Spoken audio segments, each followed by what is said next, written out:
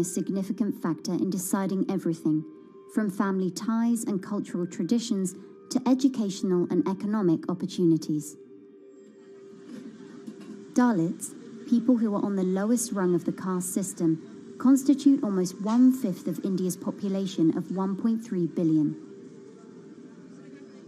Not able to afford the high tuition of private schools, many are forced to attend government-funded institutions, which in the past have suffered from poor infrastructure, lower education standards, and high student-to-teacher ratios. But Dr. Praveen Kumar is trying to change that.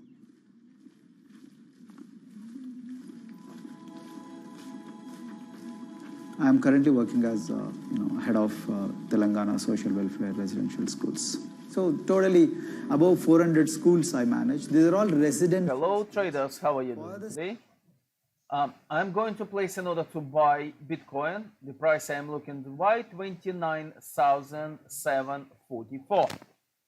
This price is a bit close to the actual price. So if you're looking to buy Bitcoin, please place your order and stay with me and we will close this trade together. Okay, 29,744. Okay, stay with me guys. If you want to get this strategy, you need to go to company.co.uk. Otherwise, we still have, by the way, a few places available on tomorrow's webinar. So if you're interested to find out how we trade, if you're interested to get the strategy, or if you want to to day trade, please join our webinar tomorrow, and I'll tell you everything you need to know if you want to become a day trader. Okay, guys, stay safe, and I'll speak to you later. So we had to train a lot of teachers. Refer to the dictionary also, okay, and find out the new meanings, as well as describe about. Hey, Richita, how are you? Hi, Sindhu. Fine, thank you. And how about you? I'm fine too. It's been a long time. Identity is extremely important. There is a scientific evidence to prove that your sense of identity is extremely crucial to your growth as a successful human being in your life. If you accept an identity which is very humiliating, which reminds you of very painful past, I think that identity will not help you to grow. I'm not saying that you should forget your past. I'm not saying that, but that should not be the bubble in which you must live always.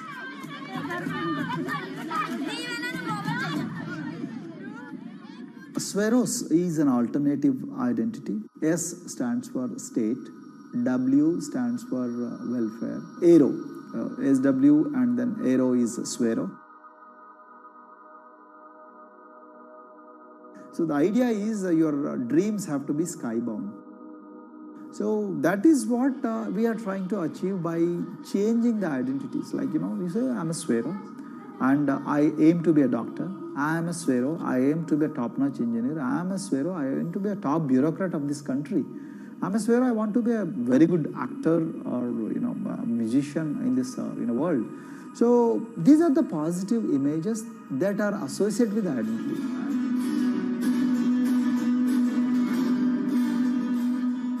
Just to give an example to you, in 2012, in our institution, we used to produce about 6 doctors per year. But because of our, this self-liberating ideology of Sveroism, we have, this year, we have produced about 189 doctors. This is phenomenal for any poorest of the poor people. You know how difficult it is to get into a medical colleges in this country. So, but today, because of this ideology, the students have been able to achieve this, feat. Okay, guys, as you can see, position opened at 29,744. Well done. For new people, you earn Bitcoin. We trade on margin. So if you don't trade on margin, it doesn't really matter. The point I'm trying to make that we make bigger profit and on relatively smaller gain percentage wise. So in our case, if it will go 1% above this price, we will make £1,000. In your case, it's all about how much you decided to invest when you decide to invest in Bitcoin. All of these you can find from the webinar, so you're welcome to join, register for a webinar, and I will explain everything, money management, how you have to calculate, count all these profit you will gain if you decide to invest, because you always have to do these kind of mathematical calculation before you make trade. At least we will do in our company. Okay, guys, I'll stay safe.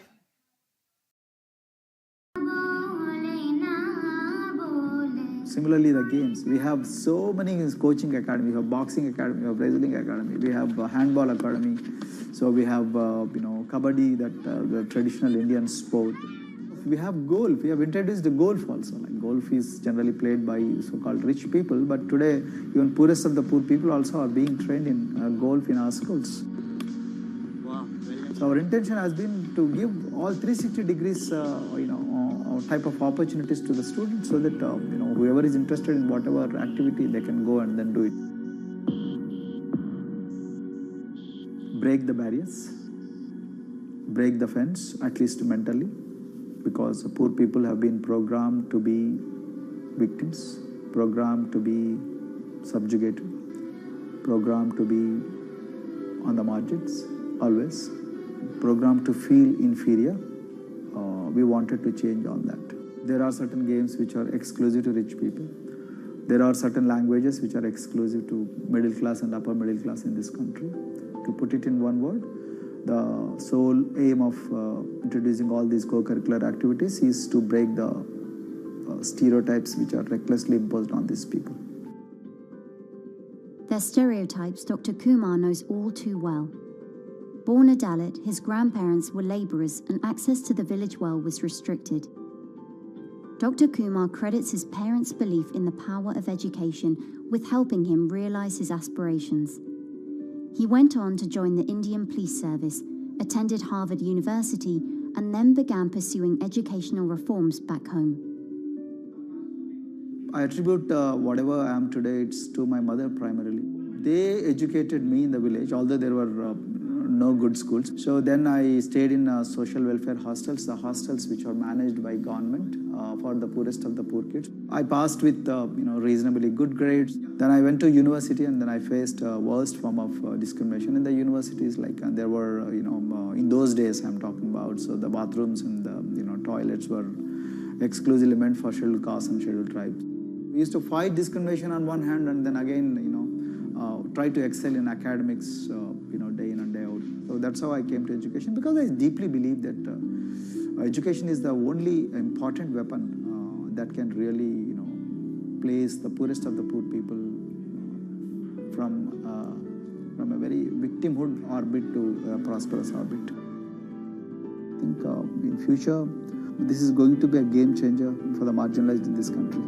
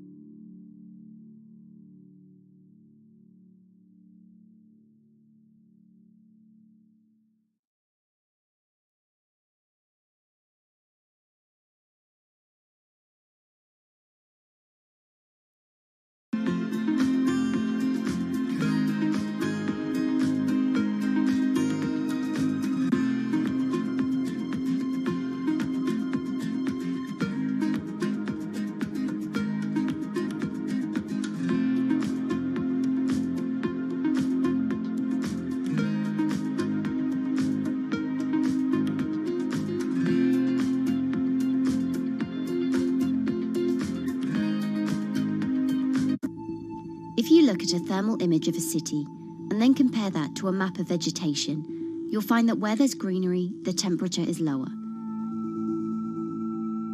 That's because things like asphalt, concrete, and shingled roofs absorb more heat from the sun than trees, This is the urban heat island effect, and it accounts for higher temperatures in cities, often by several degrees compared with their surroundings. It's becoming a huge risk to human health as growing urban populations exacerbate the heating effects of climate change. Heat waves kill more people than any other extreme weather event, more than tornadoes, hurricanes, and even floods. That's why urban heat island mitigation strategies are being studied in Singapore by a group of researchers. The government-backed project called Cooling Singapore is now in the process of combining everything they've learned to create a digital tool that can help cities all over the world, starting with Singapore.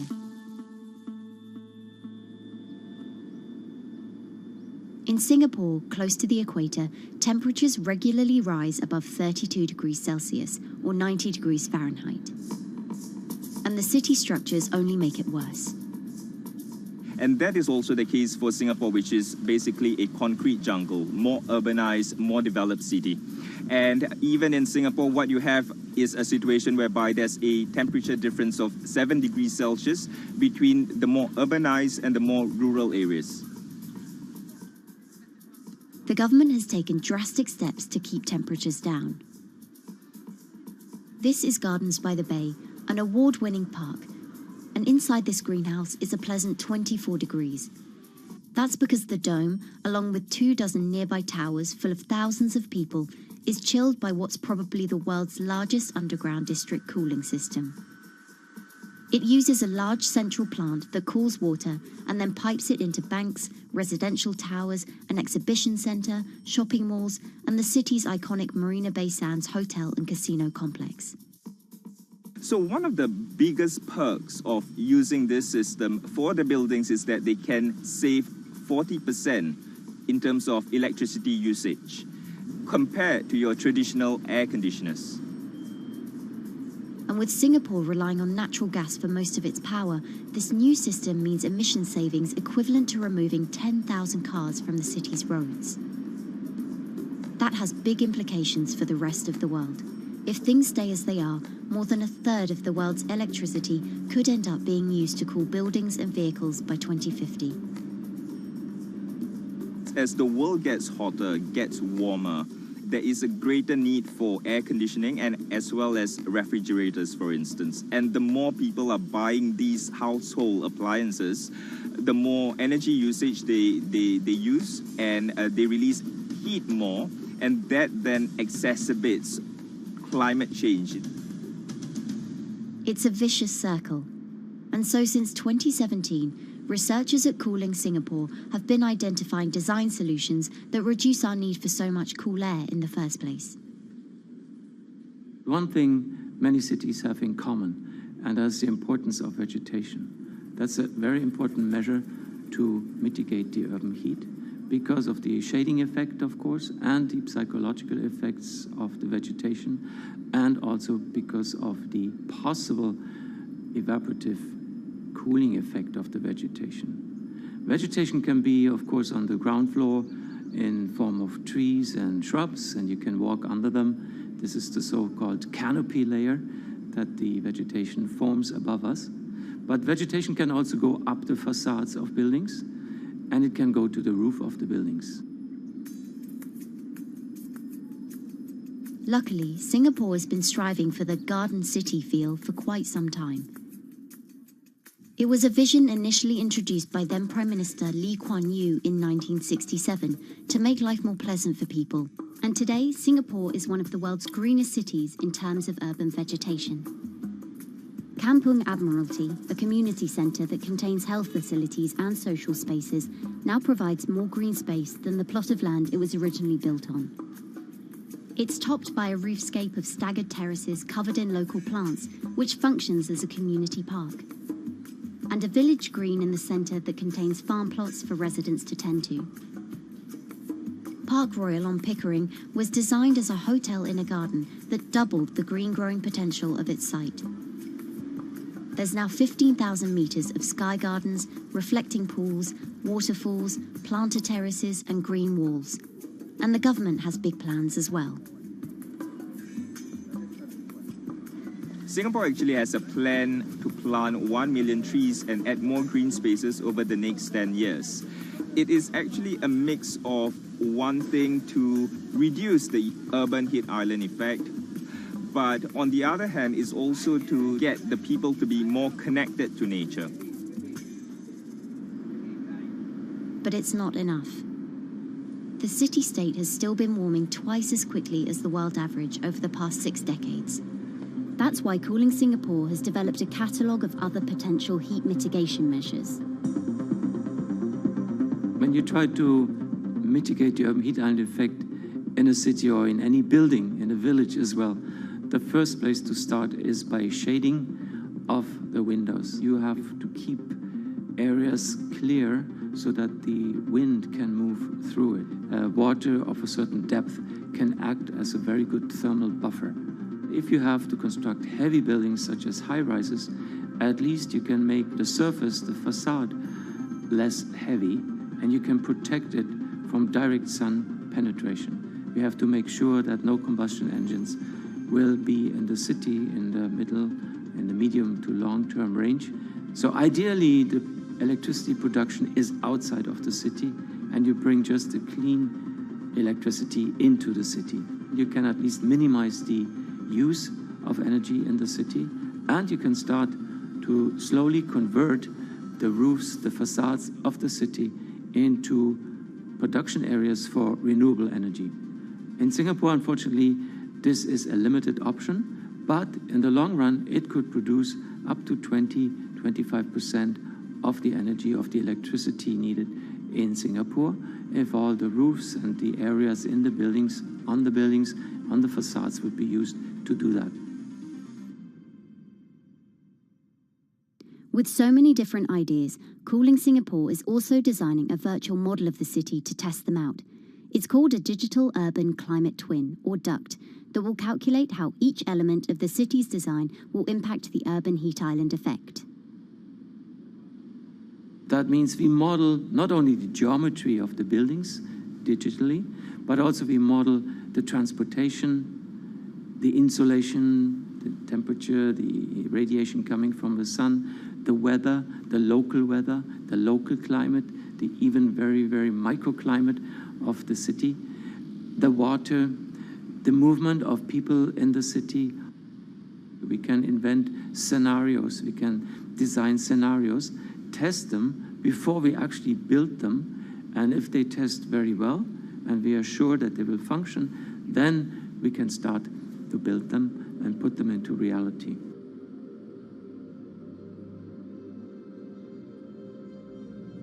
Singapore will be using this new tool to figure out which actions it should take next. And the model can be applied to any city, whether it needs to keep heat out or keep heat in, which will ultimately save energy, slow climate change, and improve our quality of life. So this is something that Singapore will be able to export, maybe even together with its city development systems that it already has. Singapore is one of the very few cities in the world that really combine this scientific approach with a very well-established urban redesign and urban design approach. Through its agencies and the combination of its agencies, it has achieved a lot in the past. If it keeps following the scientific path and the combination with the other knowledge in the city already, we think that it will be a very comfortable and very livable city in the future, even more than today.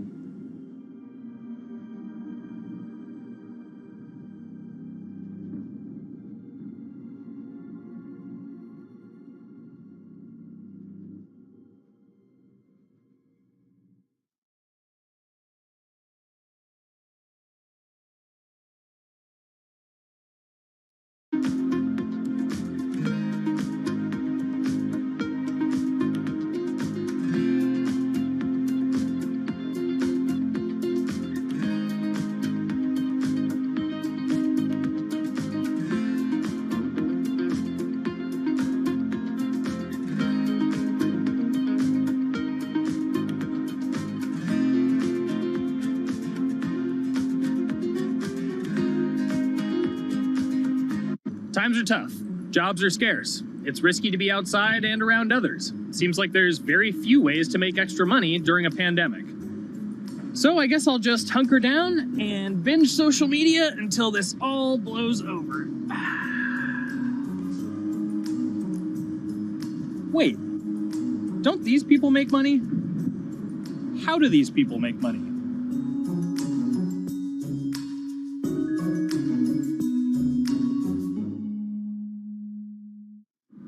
Streamers, YouTubers, Twitch stars. How do they make money? Is it a lot? Is it a lot of work? I know, I gotta ask somebody in the biz, and I got just the guy. Austin John Plays. This is your full-time job now, right? As of November of last year, yes. This was always just kind of like a side thing. Like any money that I made from doing my videos and whatever else, I never touched that because I didn't really think of that as being like real money. And then it started coming in more and more. And then it was like I hit my first day that I broke $1,000 and I was like, this is actually going to be money. How did the YouTube channel come to be? When the game Pokemon Sun and Moon came out for the 3DS, there was like things that I learned about the game, and then I wanted to just share that information with people. And at the time, I didn't have any way to capture a screen or anything, so I found like generic footage, and I kind of put it all together with so much editing. And that video got 6 views.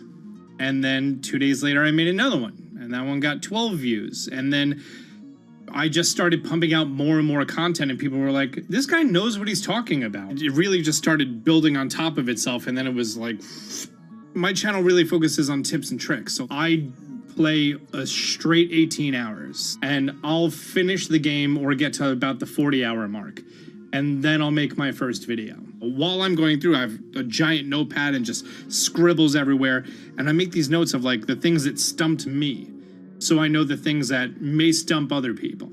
What do you need to think about if you're building your YouTube channel? 1, you need to do something that you're passionate about.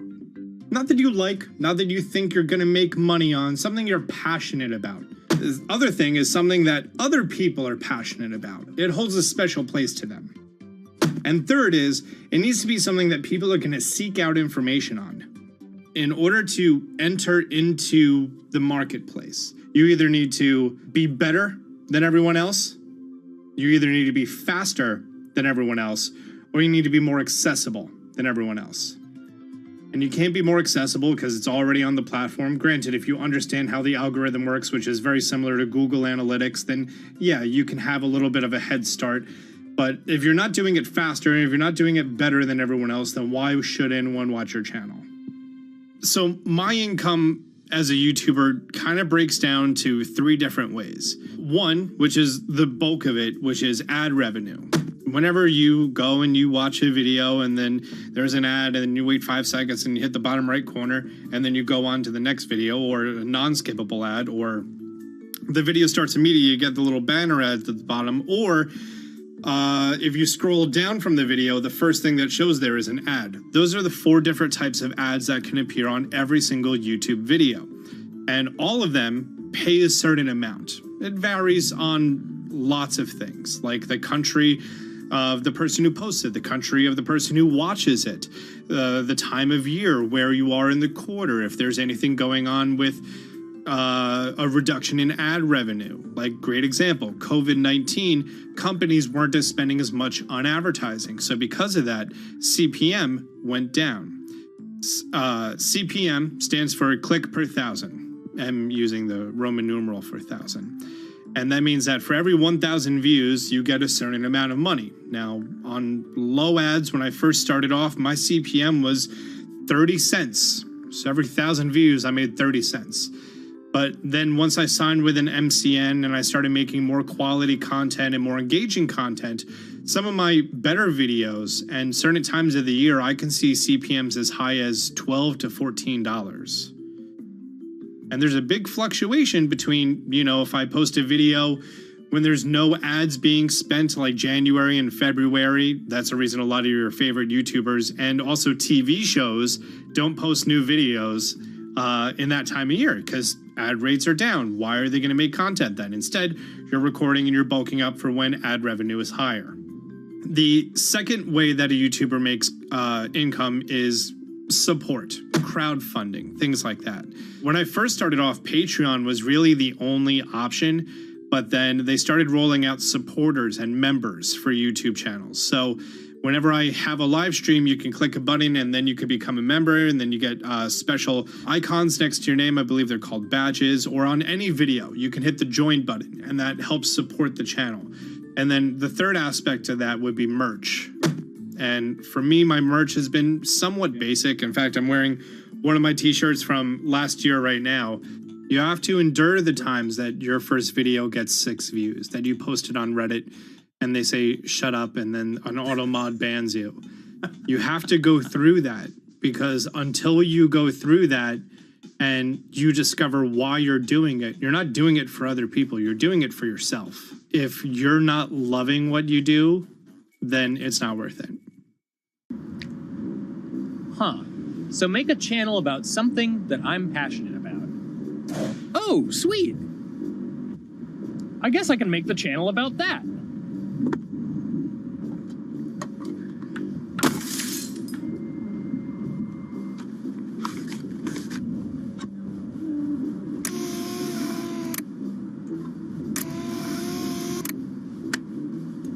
Now, how do I grow an audience? How do I get popular? It's all about diversification, right? You have to have a massive Twitter following. You have to have a massive Instagram following. You have to have a massive YouTube following. Of course, you have to be on Twitch, which is the key platform. But basically, any way you can get in front of your audience, you can engage with your audience, is going to drive those clicks, which ultimately drives the advertiser revenue that you get back from all of these platforms. It's me and Dan playing video games and talking in a funny manner over them. They're not just people who are good at games, they're actually people who are good at online engagement, online entertainment, first and foremost. You have the right to remain stylish. Anything you wear can and will be used against you in the court of fashion. The streamer is either very, very talented at the game. The best player in the game is generally going to draw a crowd because people like watching people who are very good. On the other hand, they're either very, very good or funny, charismatic, whatever it is on that side. Oh, no.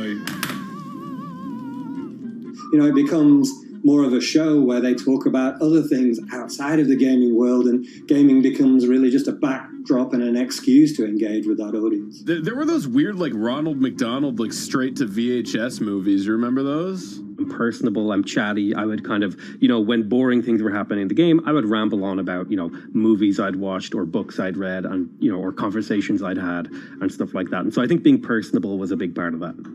It's not just getting on and playing games. It's getting on and being an entertainer. You are putting on a show. All right, now let me go ahead and grab the samurai sword that every gym has. Okay, he's dead. To have a larger audience and to have that audience, I think, stay with you, you have to bring something extra. You know, you have to find your niche. You have to find what works and what connects with the audience and what makes them laugh and what makes them keep coming back. You got to make it a little more exciting, all right? Throw in a hanging bishop. Have everybody in suspense for a moment.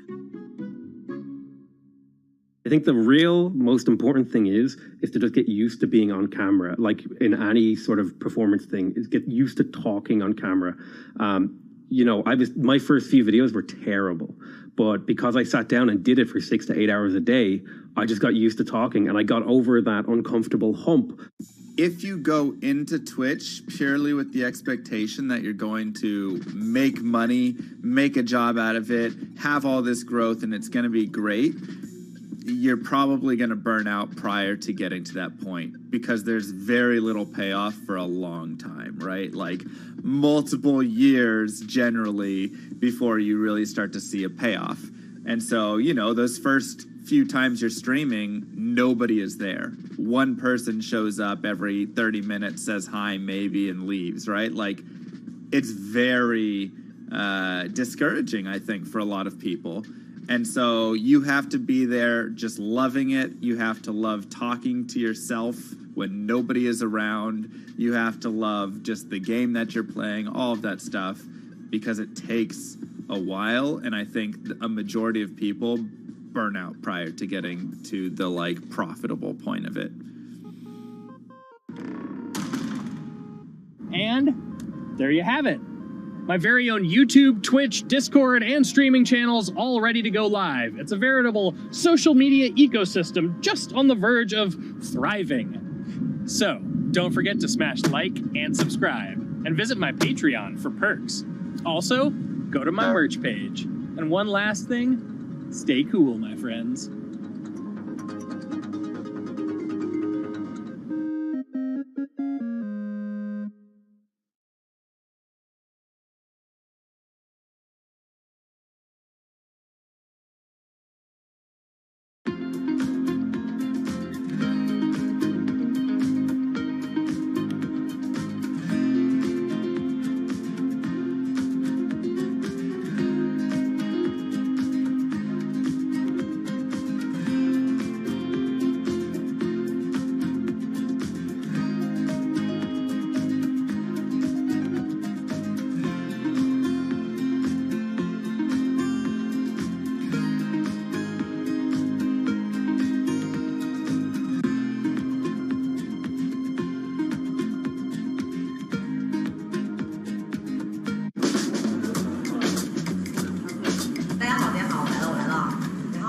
This is live stream shopping, one of the hottest trends in China.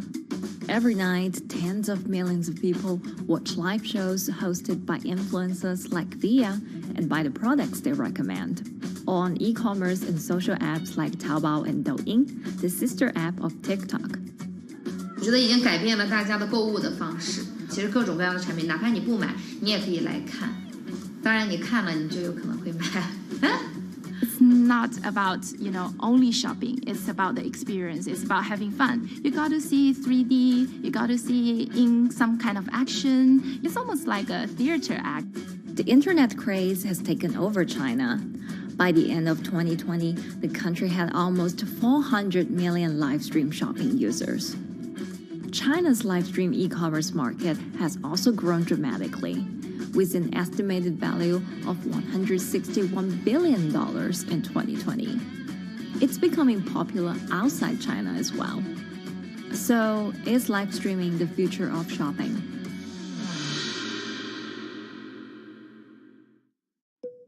Live streaming is not a new thing. In China, it started in 2015 with the rollout of 4G. And it was first used for entertainment and socializing. Many live streamers performed for their followers or chatted to them, making money by receiving virtual currency and gifts. In the West, live streaming is mainly the domain of avid gamers. In China, it's broken into e-commerce.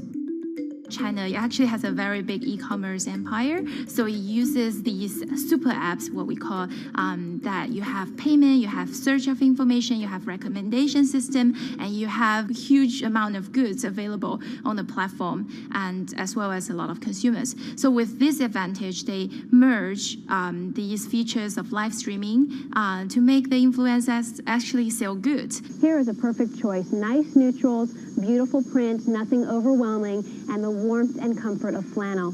This is item. Traditional TV shopping involves a one-way direction, whereby a host introduces a product, demonstrates certain things, and say, call this number or something. But live stream shopping is live. That in itself is a very, very big difference. It causes different psychology. And live stream shopping is a very entertaining way of actually engaging someone else. When you shop, actually, this live streaming video will continue. It will minimize into a corner, and you can buy the items and pay all on the same app. And after that, the live streaming screen will just enlarge by itself, and the promoter will come back to screen. So it's very convenient. Taobao, one of China's biggest e-commerce platforms owned by tech giant Alibaba, added a live streaming function in early 2016. In the following years, other e-commerce and social platforms like JD and Douyin also integrated this feature. 开头的时候还是有很多的挑战的，对画面的这个流畅，然后是否能够很真实的去还原商品，它其实在这个上面是有很高的这个门槛跟技术的这个卡口在的。不管是我们的这个用户的接受度，还是商家的这个上手的这个难度都很高。但是这几年下来，基本上难点在不断被突破的。Over $70 billion worth of goods was sold via live stream on Taobao in the year through March 2021. Latest surveys show that over 60% of live stream users in China were watching shopping shows, and over 65% of them shopped at least once via live stream. In 2020, live stream shopping got a huge boost during the pandemic, when millions of people were in lockdown and many retailers were pushed online. People, during the lockdown, felt like there's a need for more social interactions. This live platform creates an interesting kind of environment that gives people the sense that I'm actually interacting with you. And then live stream shopping brings in a lot more variety of things that people could buy and satisfy, the sense of like losing control, especially during the pandemic. At the heart of this craze are the top influencers who have tens of millions of followers and sell products worth millions of dollars every night.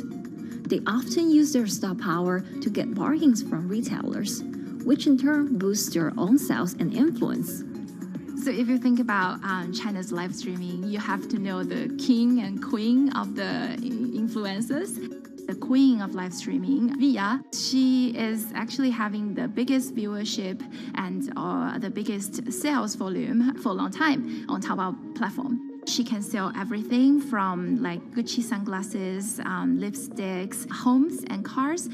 One time she offered her followers to go on a Tesla ride with her, and she even, for once, sold a rocket launch in her live streaming room for 40 million yuan.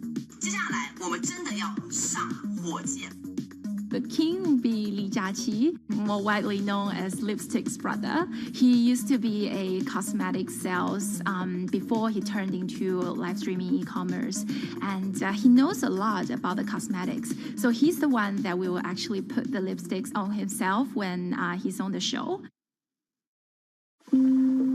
Top live streamers like Via and Li Jiaqi have become celebrities in China and can earn millions of dollars a year. Although not everyone can be as popular, mid-ranking live streamers like Tiffany still earn a good income through sales commissions. 如果说单从收入方面来讲的话，那主播的收入是比普通的工作要高很多。但是呢，主播这个工作时刻对身体，包括对精神都有很大的一个考验的。就是每天需要集中精力，然后长达5-6个小时，这种状态是很累的。而且这5-6个小时的话，你是脑子是不停的，然后嘴巴是不停的，然后手也是不停的，眼睛也是不停的。像我们做主播，不是说单一的只做直播一件事情，然后还会有选品的一些工作，然后还会有一些其他的事情排在里面，其实是没有个人生活的。那我觉得增强粉丝影响力的话，不是说某一件事情。可能今天做了什么事情你就增大了影响力，而是每天不断的内容的输出，粉丝不断的可能对你的了解，慢慢的信任你。有芝麻酱的味道，如果吃不习惯的话就慎买。A lot of successful live streamers are generally very good at communication. They're very good at articulating very simply what a product does, what a product doesn't do. In order for them to sell, they need to be trustworthy and appear trustworthy, and they need to, show in some ways that they're authentic, right? So for Via and Li Jiaqi, they are able to articulate that quite a bit through their body language, through what they say. For example, Li Jiaqi will also sometimes say bad things about certain products because to him that's his honest opinion, and sometimes people want to hear that. And so they seem very credible, they seem very trustworthy, and don't forget, they're also very entertaining and very interesting. If you're familiar with Li Jiaqi, he won a Guinness record for like the most lipstick applications to models in like 30 seconds. So if you're able to create a lot of buzz with interesting things that you do, people who may not want to buy lipsticks will also stream in just to watch what he does. And then from there, you might get hooked. 这就是一般女生出门的时候涂的口红的颜色。Live streamers also use sales techniques such as limited time or supply. This sense of scarcity can often encourage viewers to buy. The platform in itself creates and enhances some of these things because you see it live. Something because social proof has taken over, meaning that, hey, other people are interested, other people are joining in, other people want the same product. and they add it in the chat and they ask questions and they say, oh, I want this too. What happens then? It makes the whole product even more scarce. But it's not just influencers. Local farmers, luxury brands, even mutual funds have also started their own live stream shows. Working with very top-tier live streamers can be risky. It's not necessary that the benefits will end up with the brand. So we see company executives opening their own shows. And we see like P&G have their own sales room, which runs shows every day as well. We also have like local governors in like small towns to sell their agricultural products. So the live streaming is definitely transformed the way product owners can think about how to reach their consumers, and it enables a lot of players to actually sell. Live stream shopping is going global. Merchants in Southeast Asia have embraced this trend. And in the West, Amazon has upgraded its live streaming function, adding interactive features like chat rooms. Companies, including Google and Facebook, are also developing and investing in technologies to integrate video and e-commerce. 直播电商它其实已经开始成为主流，它未来的发展空间跟潜力都是巨大的。接下来大家会越来越依赖这种购物方式，会变成一个比较日常化、比较规范化的这么一个趋势。If you look at the numbers alone, their numbers alone, Li Jiaxi's numbers or Via's numbers, you know that they can sell and you know that they can generate revenue. Are they able to sustain it over a long period of time? It depends on how innovative they are at changing some of the things that they do. But you can't expect consumers one day turn into virtual shopping for good. There will be the nature of us that crave to go into the store, to touch the goods and actually wear it and see how it looks like and walk around in that with our friends. And those things wouldn't be replaceable with live streaming.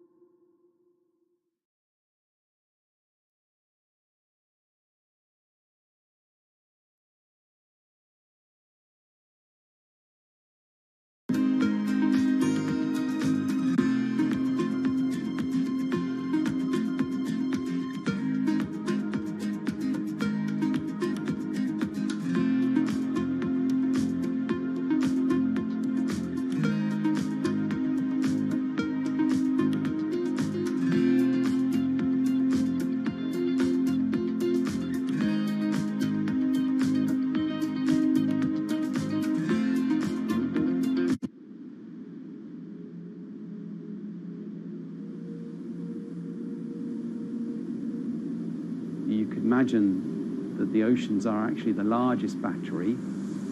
We're storing huge amounts of energy in the oceans.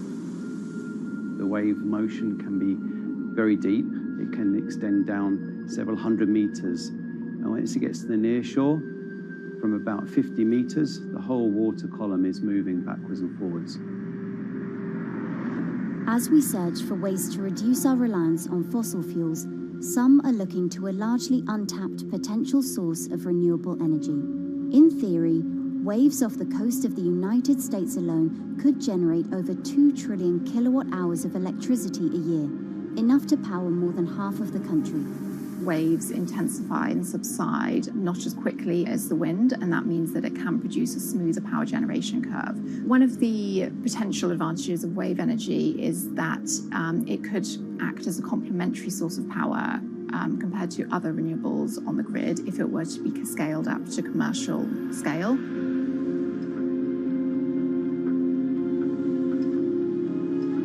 For decades, engineers have been trying to convert wave energy into electricity, but a host of technological and financial challenges have complicated their efforts.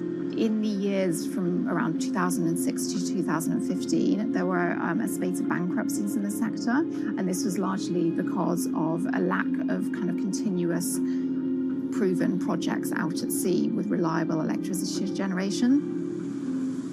Since then, companies have been trying to develop the technologies at a steadier pace and with a smaller cash burn. But the same questions remain. Can companies develop devices and technologies that actually work? Is wave energy just a novelty or something that can become a major renewable energy source?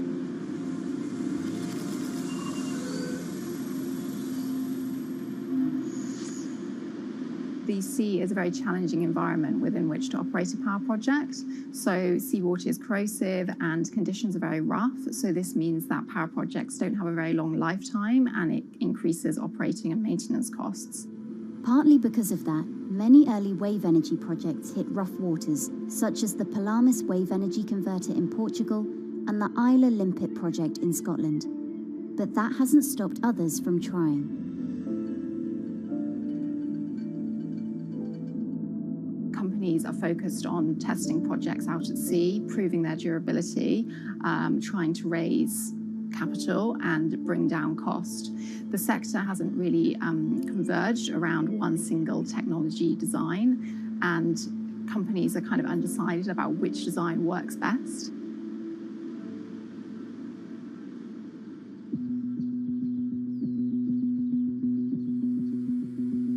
Finland-based AW Energy is a veteran in the sector.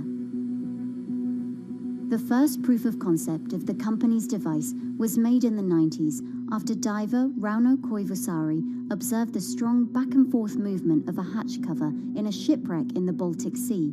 The waves are generated far from the coastline, so the wind blows on the surface of the water, causing the water particles to rotate, and that rotation extends deep down below the surface, and the waves can be very long. They can be several hundred meters long. And as they come into the near shore, this rotational energy turns into an elliptical energy, and eventually backwards and forwards, as you probably noticed if you've been swimming on the seashore in large waves, you're pulled in and out.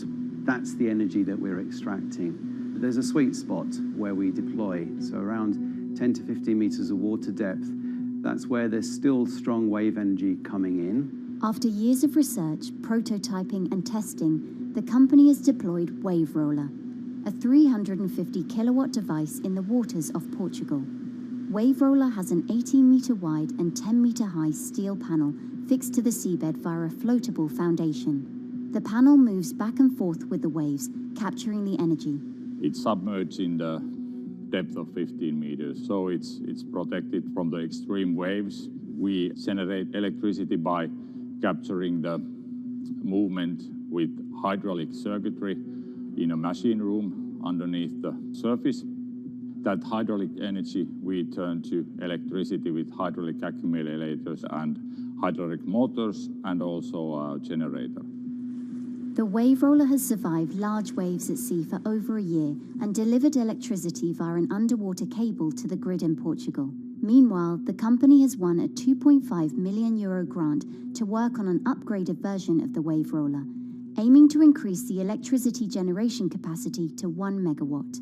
The upscaled device would have a bigger panel, 2 power takeoff units, and improved software to control the energy production. We have taken into use a wave prediction algorithm that kind of tells us what kind of waves are coming into our device.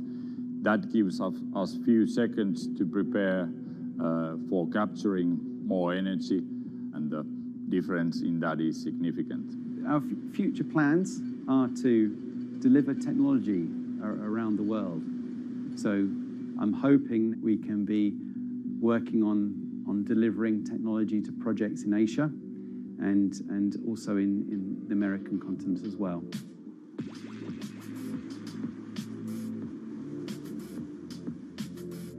Meanwhile, Israeli company Eco Wave Power is taking a different approach to capturing the power of the ocean. For the company's founder, Ina Braverman, developing new sources of renewable energy is a personal mission. I was born in Ukraine in 1986, and 2 weeks after I was born, the Chernobyl nuclear reactor exploded, causing the largest in history nuclear disaster. I was one of the babies that got hurt from the negative effects of such explosion. I had a respiratory arrest and a clinical death. Luckily, my mother, a nurse, approached my crib on time and gave me a mouth-to-mouth resuscitation, which saved my life. I got a second chance in life and decided to do something good with it. Growing up, Ina wanted to be a politician to positively change the world. After working as a translator at a renewable energy company, she decided to change paths. solar and wind energy were fully commercialized, there were a lot of amazing technologies implemented everywhere, I saw that wave energy, although it's an immense source of electricity, the biggest companies in the world are trying to develop wave energy with no success. And there was kind of a race going on in the world of who is the company that is going to develop a viable wave energy solution first. In 2011, the then 24-year-old Inna co-founded EcoWave Power. Instead of installing devices offshore, the company's devices are attached to existing breakwaters, jetties, and piers. Our technology is very cost efficient, especially in comparison to the offshore technologies, because we don't need any ships, divers, underwater mooring or cables. We install on existing man-made structures, and all our expensive equipment, the generator, the hydraulic conversion unit, the automation, is located on land just like a regular power station. This is the EcoWave Power conversion unit that has been operating in Jaffa Port since 2014 until 2020. Here you can see how the technology works. Basically, the floaters are going up and down and pushing the hydro cylinders, which transmit biodegradable fluid into land-located accumulators. A pressure is being built. The higher the waves, the higher the pressure, which is used to turn the hydro motor, which is turning the generators. The whole system is controlled by a smart automation system, which you can see right here. And in case of upcoming storms, the system automatically raises the floater above the water level and keeps them in the upward position until the storm passes. The company has been operating a 100-kilowatt grid-connected device in Gibraltar since 2016, which is enough to power 100 households. Currently, Inna and her team are working on another 100-kilowatt project at the port of Jaffa in Tel Aviv. The project will be also the first time in the history of Israel that wave energy will officially connect to the electrical grid. And our goal going forward is to expand it to all suitable breakwaters in the city of Tel Aviv and to supply a significant part of the city's electricity needs. Today, engineers and entrepreneurs are still trying to crack wave energy. Globally, only a few hundred kilowatts of wave energy are deployed, compared with gigawatts of offshore wind.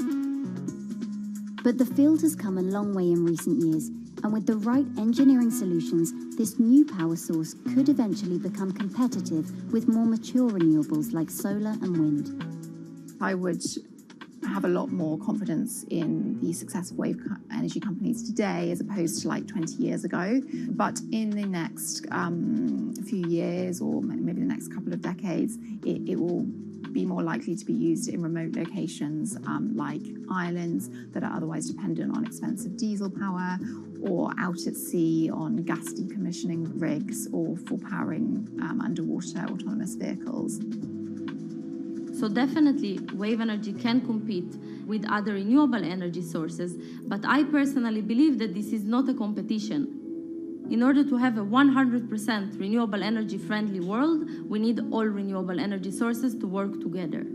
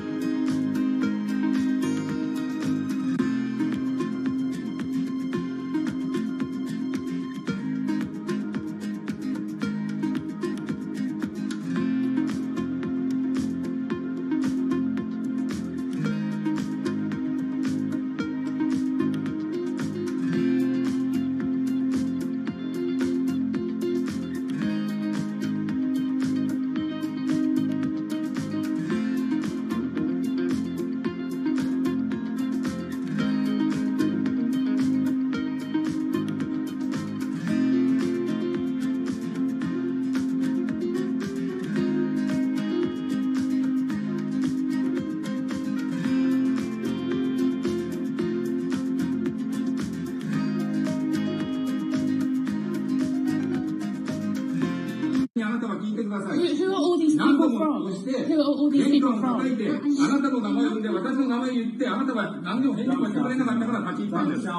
So can you please tell me? I'm not going to... please wait. You know, I've covered a lot of companies. I've covered a lot of Machiavellian companies where, you know, people play rough. I don't think I've ever seen anything on the scale of Nissan. He is making you, but you act from this side. I mean, it's corrupt. One of the most dramatic elements was Ravinder Passi's home being raided by court officials in Yokohama. You scared my wife. You scared my children. I worked in Nissan for 16 years. So Rav Passi's journey into the darkest recesses of the Japanese corporate world started when he was the general counsel, the highest corporate lawyer position in the company. In the past few minutes, Nissan has revealed that its chairman has been arrested after allegations of serious misconduct. He was tasked with investigating Carlos Ghosn. And he was told, conduct an internal investigation and get to the heart of the matter. And then along the way, he started to notice serious conflicts of interest. He is one of the few people who knows an extreme amount of detail regarding the alleged crimes by Carlos Ghosn. And he's now ready to tell his own story on the record about some of the events that happened.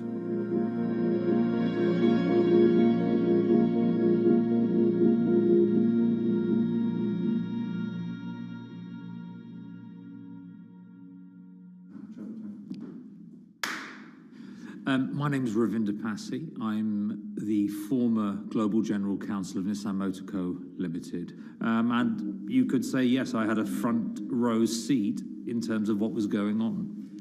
When Carlos Ghosn saved Nissan years ago, he was depicted in Japanese comic books as this hero, and now maybe we'll see comic books where he's the villain. In corporate Japan, Nissan was quite an unusual company. It was led for 2 decades by a non-Japanese executive.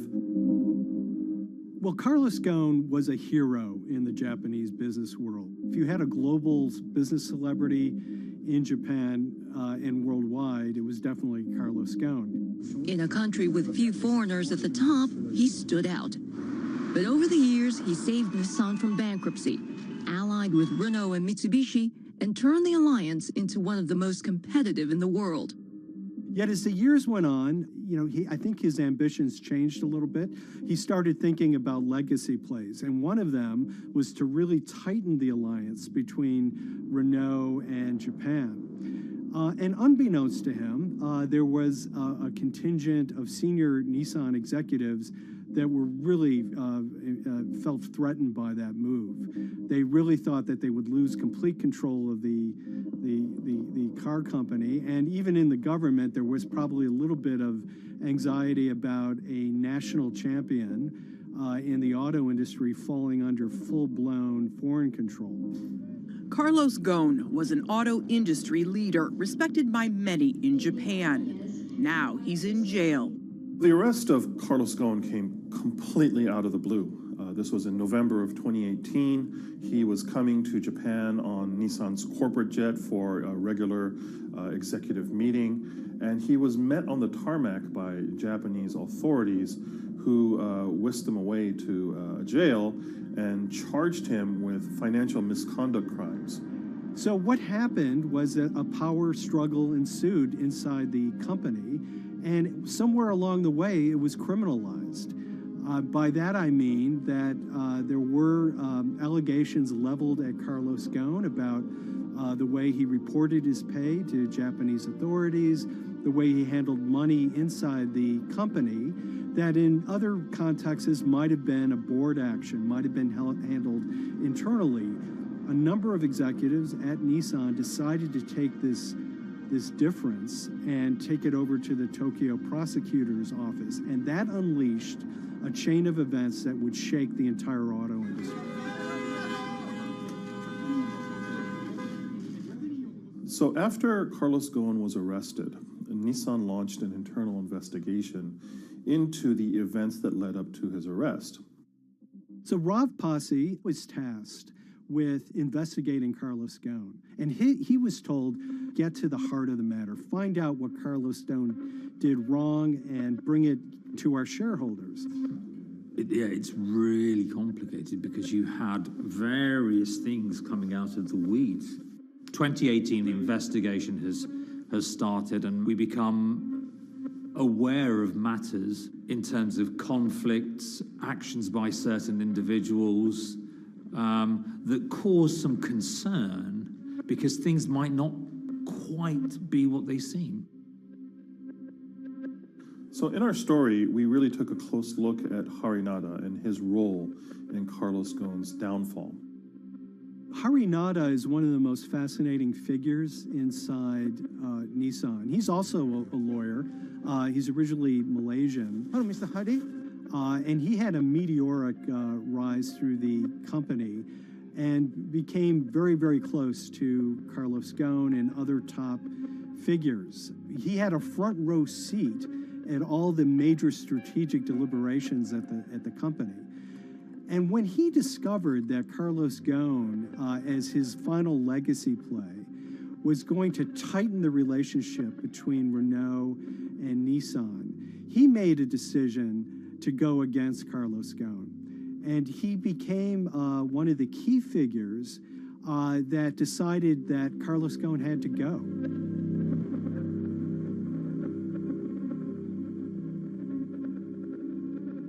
Harinada was somebody who actually recruited me into the company, so I have a long-standing relationship with him, or did have a long-standing relationship with him. For many, many years, he was a mentor.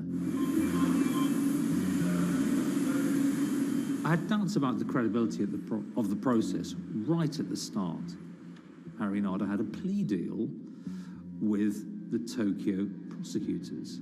Now, that suggests he was intrinsically involved in some of the wrongdoing, or the allegations of wrongdoing, and it just didn't smell right, just doesn't sit right. So there was a basic conflict of interest. In other words, Harinada had to deliver results to Japanese prosecutors to avoid his own criminal liability, and he's accusing and leading the investigation of Carlos Ghosn. Some of the people who had been involved in the original alleged crimes were also looking into the affairs themselves. Ravinder Pasi began pointing out some of these conflict of interest issues. And the reason for that is essentially his concern was for the company. If the company's own investigation into itself was compromised, that could lead to a very weak position in various lawsuits that it was dealing with across the world. I had discussions with Harry, discussions with the statutory auditors about these conflicts, discussions with HR about some of these conflicts, because at that point, we reported into him. You know, at the time, everything was quite, as you can imagine, it was, we've got to do this, we've got to do that, we've got to move fast. But when you step back and look at some of these things, you just think, my God, what was going on here? Because me, members of my team, were being placed in immediate danger. Your chairman's been arrested, a representative director's been arrested. They both happen to be foreigners. And then now what we need to do, we're being instructed to do, is certain compliance professionals need to go into properties in Brazil, for example, and retrieve evidence. They've got to do it very carefully, because if they don't do it carefully, they're going to get convicted of criminal activities. And likewise, when a team of lawyers were commissioned to go to Lebanon. I mean, one of my immediate concerns was, why are lawyers from Nissan being sent to go to Lebanon to retrieve evidence? These are just lawyers, they're corporate lawyers from Nissan. You had revelations that a number of executives had benefited from share appreciation rights when they shouldn't have. I mean, you know, substantive amounts of money being taken by these guys when they weren't entitled to take them. And you do think, yes, how is this going to look later on? It's going to look quite concerning. So that triggered for me the sort of assessment that, well, I'm going to have to do something, because up until this point, I haven't put down on paper these conflicts and these issues.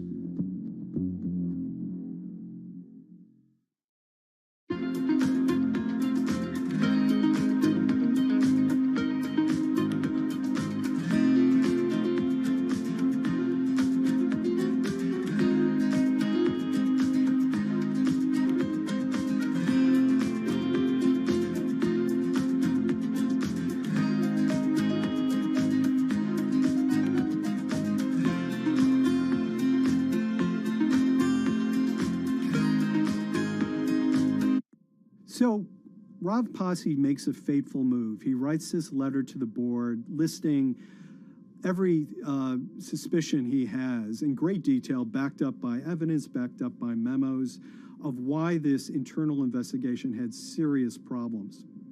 He sends the letter to the board and it's crickets. He doesn't hear much of anything. Nothing happened thereafter. Nothing at all. Just like it just gone into a black box. And he began to suspect that there was a desire, even at the highest level within Nissan, to kind of sweep these conflicts of interest under the rug. Unfortunately for me, I think, again, with hindsight, people must have thought that this is the nail that's sticking out, and we can't have this. Within 3 days of me submitting that to the board of directors, that letter to the independent board of directors, I was removed from the Goan Executive Conduct Matters. I was then told that I could not attend board meetings anymore. And up until that point, I had attended every single board meeting. I was then also told that after 8 years of being in Japan, I'd be going back to the UK. It eventually transpired that I'd be the VP of Projects and Transformation, managing a team of 3. So you can imagine what this feels like at this stage. Almost an arbitrary removal from Japan, where I've lived for 8 years, had 3 children there, my family has grown up, and we've been settled there, having a few months earlier been promoted to vice president at a global level, to being almost demoted. So Pasi was essentially being reassigned to get him as far away from the internal investigation as possible, and also to a certain extent in retaliation to some of the issues that he brought up regarding the internal investigation and Harinada. What happened to Rav Pasi can be seen as a series of corporate humiliations. I mean, first of all, his immediate responsibilities were taken away from him. Eventually, he lost, the coveted general counsel title. But it didn't stop there. Toward the end of his stay in Japan, Rav and his wife were convinced that they were being followed. During that period, I'd noticed that whilst driving my car, I'd have other cars following me. First time I noticed this was around mid-March, and I was driving, I can't remember where I was going, but this grey van, small van, just literally started following me. And I noticed that there was somebody in the car taking pictures. And lo and behold, we were absolutely being followed either by people on foot or other individuals, 2 or 3, normally 2 burly men in a car, different cars at different times, following us around. They were following the family as well. And, given I'd seen the Nissan security department behave in a very, very egregious manner with others in terms of following and surveilling, I was very concerned as to what they were doing and who they were giving this information to. Because if they're giving this information to the authorities, you do think, why? What's going on here? I mean, this is just not normal behavior. And this all culminated in a rather dramatic event in the middle of 2020. Who are you people? Where Nissan had hired a legal team and had obtained an unusual court order from the district court in Yokohama to basically do a search of his home and seizure of his corporate laptop and phone and other documents. If you don't let us in now, we have to break this key. So it's a pretty extreme way to treat someone who had spent 16 years at the company. These people have all come in. We don't really know who they are, apart from the fact that I've been shown a badge that says the Yokohama Court. And they're here to recover a laptop and a mobile phone. It was even more weird because I'd highlighted to the directors that certain Nissan executives were trying to recover this laptop and this phone whilst I was still in Japan. And I was very concerned because it had evidence on there that related to misconduct matters and other forms of inappropriate conduct. It was just another form of intimidation, another form of harassment, forcing me almost to leave the company and the country. Because once they'd retained and obtained these items, we were still followed, which, again, I just couldn't understand. What is the point of doing that? This is a car company. This is not the KGB.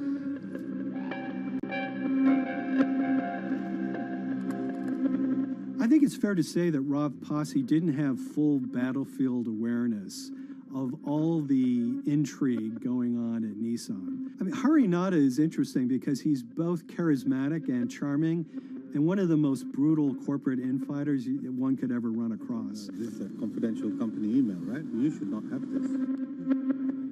If he had fallen into line, he would probably still have his job at Nissan, be paid very well, and continued his work. A career that he spent 16 years building at Nissan is irretrievably broken. It's been smashed to smithereens. He and his family paid a huge price, certainly.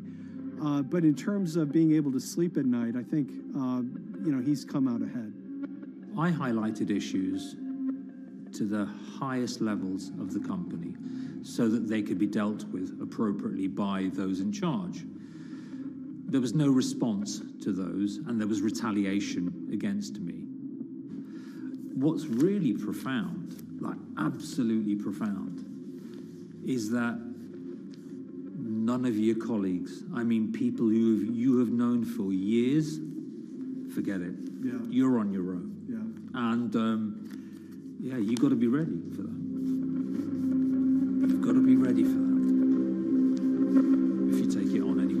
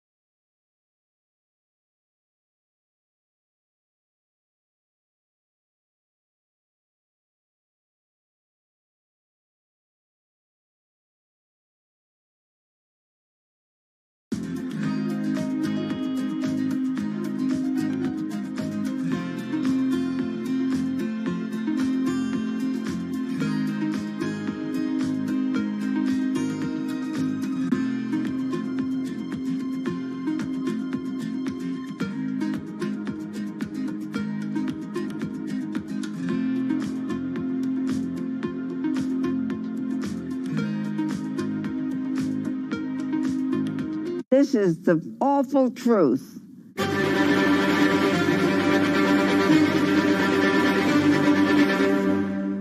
There's always someone in the family that's pushing it.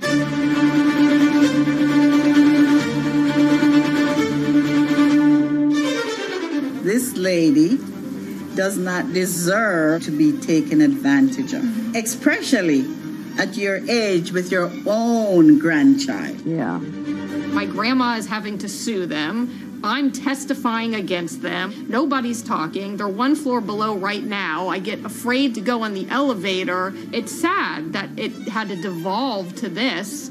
It's like a soap opera to me. It's a very sad thing. It's a family feud. A family feud. Here's a family that, on paper, you would think has the wealth that so many people seek, yet at the end of the day, it seemed to sort of rip everybody apart.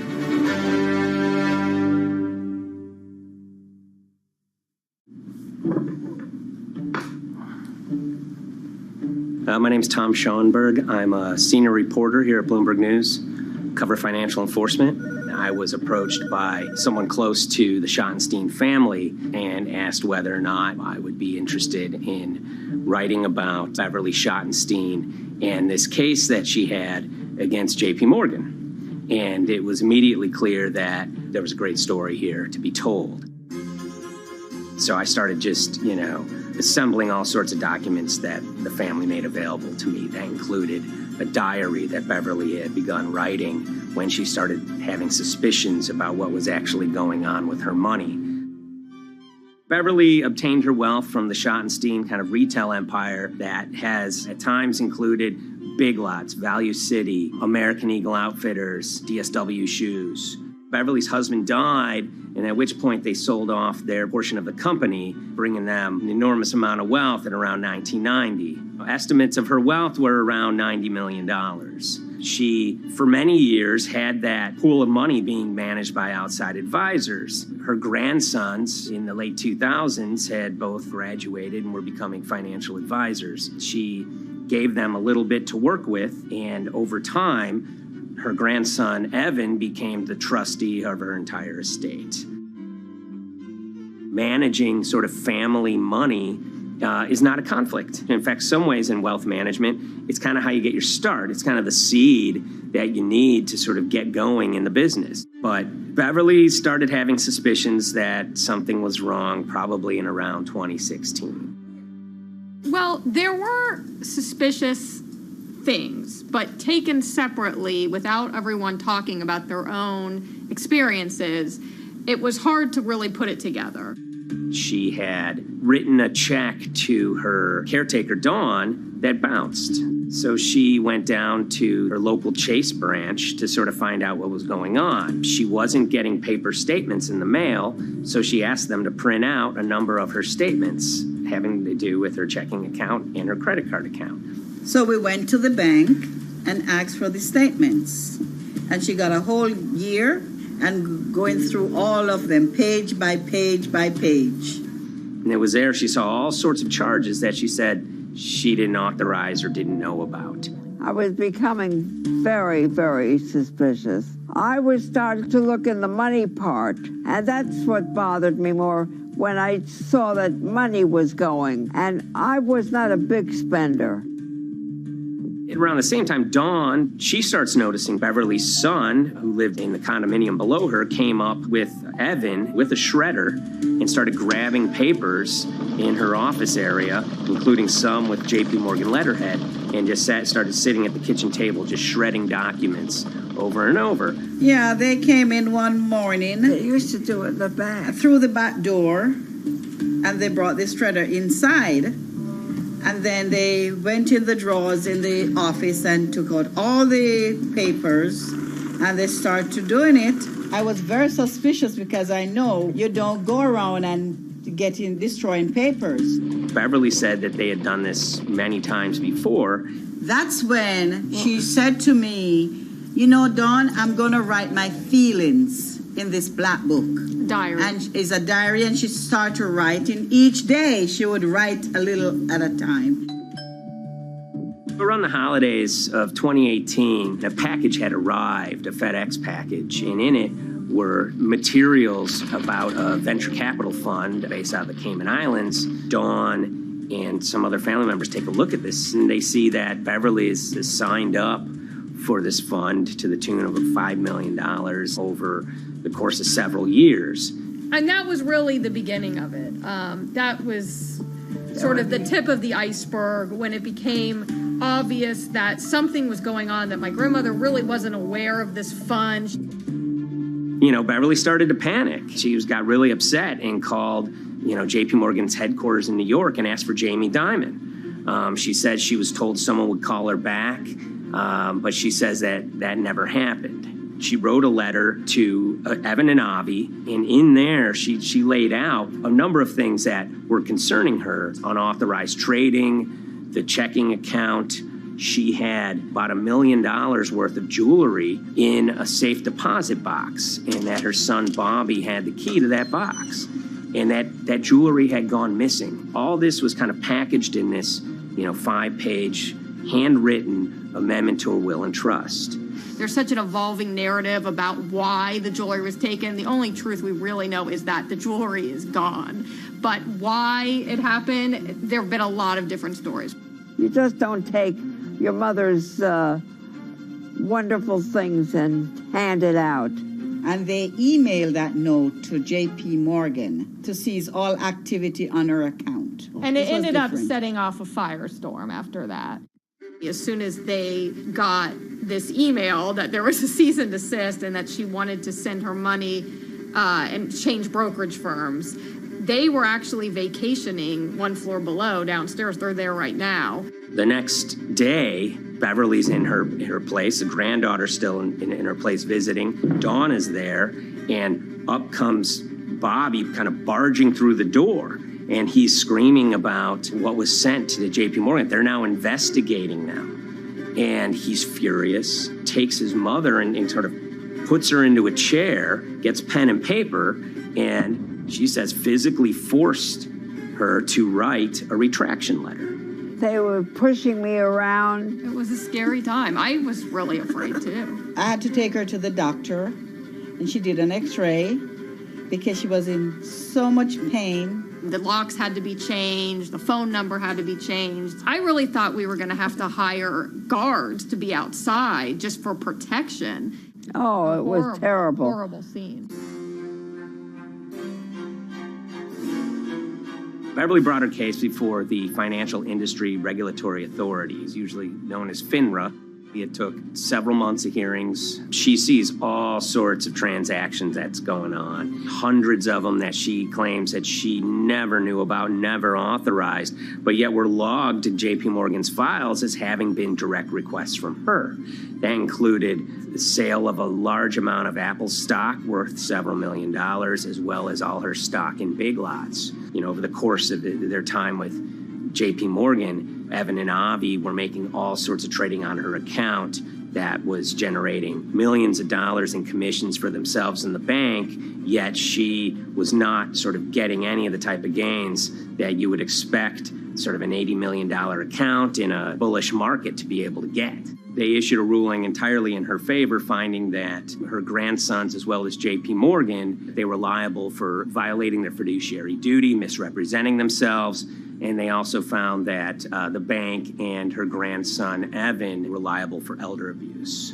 Evan and Avi, they were fired from JP Morgan. They issued an award of about $19 million. I reached out for comment, and JP Morgan emphasized that Evan and Avi were no longer with the firm and that their actions do not represent the sort of values of the bank. I reached out to Evan and Avi, heard back from their lawyer saying that, they disagree with the law and the facts that FINRA kind of used to decide the case against them and are seeing if they can have it withdrawn. Her son, Bobby, wrote her a letter, said his sons weren't criminals, and he also admits to taking her jewelry. And he says he needed it to pay off some bad business debts he had. They never once came up to say, I'm sorry. If there had been an apology and some acceptance, and asking for forgiveness from my grandmother, I don't think we'd be in the position that we are now. Since the piece came out, we've received dozens of messages from people, many of whom are telling their own sort of personal tales of, kind of financial advisors gone bad, or family members who got control of an estate and abused, those within. Seems that it's really resonated with a lot of people. I keep, hearing a lot of feedback about Beverly and how, a lot of people feel she did the right thing. You're never too old to stand up for yourself and try to right an injustice. She was adamant that she wanted to stand up for herself, but at the end of the day, they did wrong. It's a painful life lesson. Beverly taught them that you don't mess with grandma.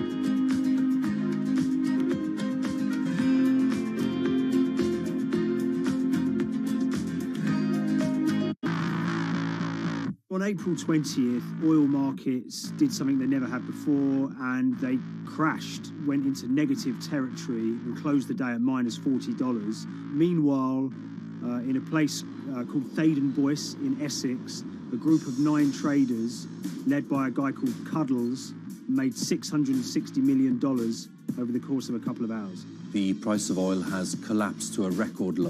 We've never really seen anything like it.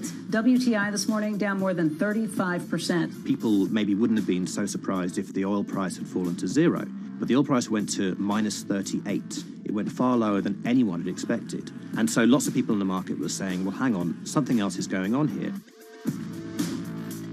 A couple of months later, I started to get wind through a kind of network of sources that a tiny firm in the outskirts of London had made a huge amount of money that day and potentially had some part to play in what happened. The information we got was that 9 traders at Vega Capital London had made in the region of $660 million in one day. As a group, I think they made as much money in one day as Apple makes from its international sales in one day. I mean, it's an insane sum of money. Did they pull off a fantastic trade? Did they predict the way the market was moving and get it absolutely right? Or was there something else going on, and had they actually done something that breached market rules in a bid to sort of push the market? And that investigation is ongoing.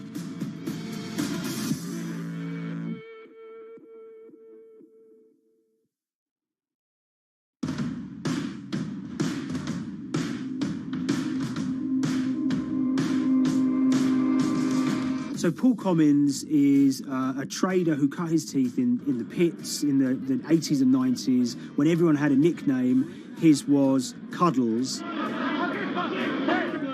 If you can imagine, that was a very sort of cutthroat type of world where people are doing, hundreds of thousands and millions of dollars trades by shouting at each other, giving hand signals, and then sort of scrawling on scraps of paper. The culture of the trading pits in London was very influenced by the working class guys who became traders there. They weren't like the city bankers that had gone before them. They weren't usually Oxford or Cambridge. They didn't wear Savile Row suits. They were ordinary working guys who happened to have a talent for trading. And a lot of them came from Essex. I think it was 400 traders in the pits, and Cuddles in his oil and gas pit was described to us as amongst the top 3. In amongst that, was very successful and made very large amounts of money as a young man. But inevitably, mechanization and the arrival of electronic markets was the kind of death knell for the pits. And in 2005, the IPE closed down. And when the pits shut down, a lot of the traders who worked there lost their jobs or quit or went to work for financial institutions. But Paul Commins decided to start his own trading collective out in Essex. Some of them are ex-pit guys, cut from the same cloth as him. Lots of them are actually sort of in their 20s, and they're his, drinking buddy's son, or they're his own kids' friends from football. They're young lads, hungry and ambitious, and he brings them into the fold. And fairly shortly, he's got, maybe a dozen or so traders that they're independent, let's be clear, but they're all part of this collective.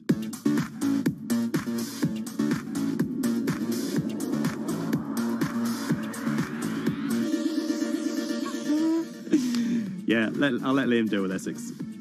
I am from Essex, so I feel like I'm free to, to get into this. Sweet, as they say. If you were to ask someone in Britain how they would imagine a kind of Essex person, they would see someone who's maybe slightly flamboyant, with a sort of Cockney accent, a sort of Guy Ritchie-style accent. Not afraid to splash the cash, but it's probably pretty bright and has done well for themselves. Don't even make sense, does it? But, these guys, they drove around very nice Rolls Royces and Bentleys. They went to places like Marbella on holiday. Thaden Boyce is a very wealthy place. You have to have considerable income to be able to afford to live in that village. It's a really nice place to live, and it's 20 minutes tube ride away from the city. Earlier in the summer, we have this lead, which is that there's this tiny firm called Vega Capital London, and they were the biggest winners from the biggest oil crash in history. Anyone that covers markets is going to be surprised about that. You're thinking your BPs of the world or your Glencores, but it's this tiny firm. And one of the big challenges that we had was actually finding out who worked with Vega Capital. It wasn't immediately obvious, and at first we had absolutely no idea. If you go to the Vega Capital website, it says it's under construction. If you do basic online searching, it's very difficult to find anyone who's publicly connected to the company. So inevitably, we're incredibly curious at this point. Like, who the hell are these people? The more reporting we did, the more it became clear that this group were connected socially as well as professionally. They went to weddings together, they played golf together, they would go on holiday together. We found out that a number of them were members of the West Ham Supporters Club in London. A few of them started companies together, so you could see all the connections between them and start to see a distinct group emerging. And it really just was this kind of shock that, this wasn't just like a hedge fund or a firm you'd never heard of. This was actually a group of buddies who all had the same experience on this day and had all made a huge amount of money. So if you're an oil trader, there's a number of different ways you can trade, and probably the most popular is WTI futures contracts. And it's basically a contract that says, I'm going to buy 1,000 barrels of oil from you at this point in the future, or I'm going to sell 1,000 barrels of oil to you at this point in the future. It's actually just a financial contract to gamble on to predict whether oil is going to go up or down. On the 20th of April in Essex, there had been signals for a while that this was going to be an exceptional day in oil markets. And we know that some of them arose early and started their trading in the early hours of the morning while it was still dark outside. Essentially what they were doing is buying contracts that gave them an obligation to buy oil at whatever the price ended up at 2:30 p.m. So they're basically placing a bet that oil was going to fall throughout the day. But they're simultaneously selling lots of oil as well. And whether they make a profit and how much profit they make is the difference between what they buy the oil for and what they sell the oil for. Now, of course, we now know throughout April 20th, the price dropped and dropped. So this is going very well for them. They are committed to selling oil at these prices, and the prices are continuing to fall, which means they're going to be able to offset it and buy oil at cheaper at the end of the day. Now, once it gets to kind of 1:30, 2 p.m., that's when things start to get really interesting. Suddenly there's a kind of influx of buyers and sellers, as desperation increases in the market and trading volumes go up. Now at 2:08 p.m. exactly, something bizarre and unprecedented happened, which is that oil passes into negative territory. And it fell to a record level of minus $38. We've never seen anything like it, period, in terms of the contraction of the global economy. That huge gulf between what they were buying the oil for and what they were selling it for enabled them to make more money than they ever thought possible. So their profit was the difference between minus 37, and all of these positive numbers on every contract they sold. The price of crude briefly hit minus $37 a barrel. For one group of traders operating from a small office, it was a very, very profitable day. It's important to remember this had never happened before in the history of oil trading. No one could have predicted it. I can't think of another example of where you enter a trade and you get paid on both sides. You get paid both to sell and to buy. It's unthinkable. One thing we know about the Cuddles Trading Arcade is that they were very comfortable taking large risks. And, you have to be clear, this was a large risk. Yeah, we spoke to oil traders, both people that know these guys and people that don't, and they all say that this is, incredibly risky. And that's actually what stops a lot of oil traders doing trading like this. They simply aren't willing to stomach the risk. But Cuddles and his friends were. So when the kind of final calculations came down, the group of the 9 most profitable traders made $660 million or thereabouts between them. I mean, if you can imagine, I think 3 or 4 of them made in excess of 100 million each. One of the astonishing things about this trade is that 2 of the individuals who made more than $100 million in a single day were in their 20s. One of them was 22 years old. Only a few years earlier, he'd been posting on his social media about doing teenage stuff with his mates in town and going to see girls and rap music. And here he is a few years later making $100 million in a single day's trading. When me and Liam discovered that, we couldn't believe it. We couldn't believe what we were seeing.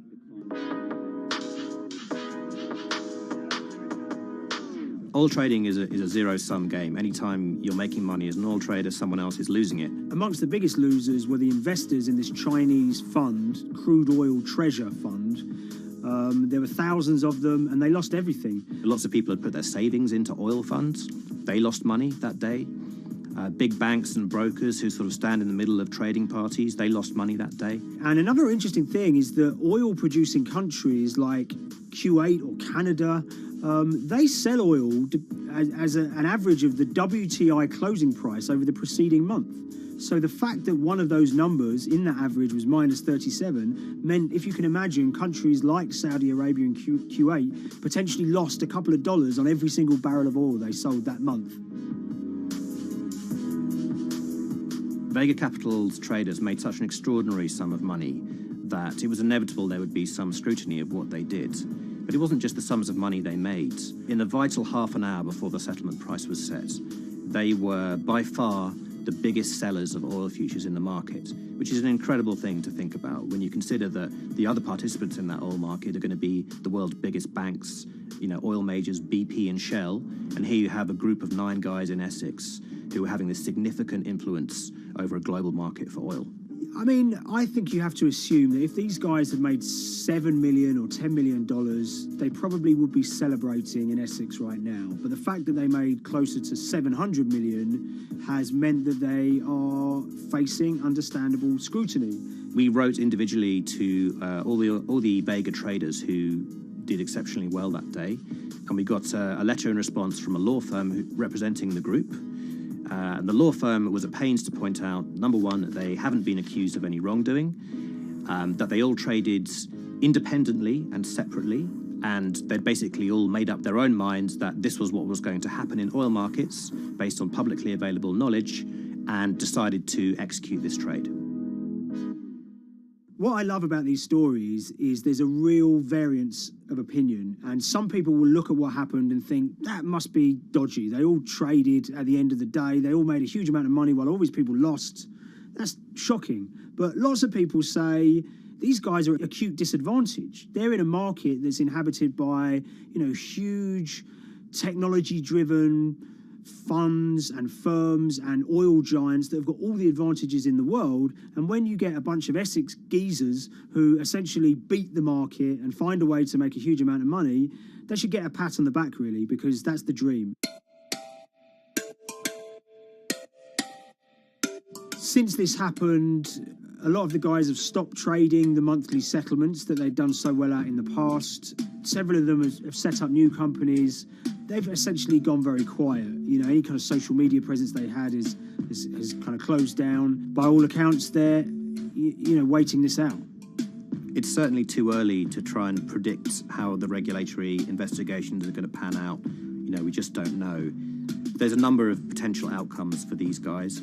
Potential punishments if there are any findings of manipulation against Vega or anyone affiliated with it might be you could be fined, you could be banned from trading, and in the most extreme cases there have even been criminal prosecutions in the past of people who have been found to have been manipulating the settlement and misconduct related to trade at settlement. There are other outcomes too. One obvious one is going to be that they're able to walk away from this life-changing trade with all the money that they made and celebrated as heroes in the trading community. That they'll go down as legends.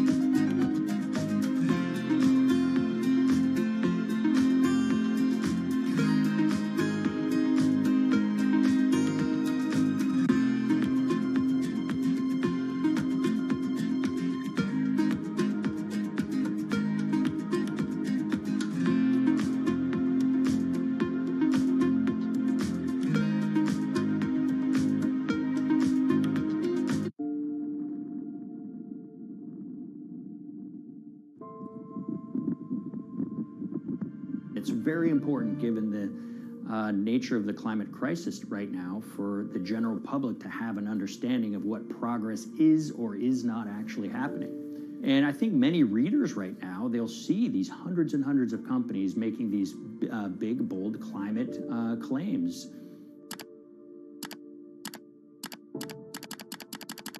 And they would be forgiven to think that we're well on our way to meeting the emission reduction trajectory we need to be on. And the reality of the matter is we're just not on that trajectory. And a key reason for this sort of disconnect is the use of offsets that aren't doing what they claim to be doing. We have a massive potential for sort of willful blindness. We can convince ourselves of things regardless of what the facts are. And so that's what tends to happen in these cases. It's not that anybody is setting out to commit climate fraud. They sort of walk themselves into a situation and they convince themselves of one thing, and that allows them to convince themselves of another thing. But at the end of the day, they're doing something that makes no sense at all.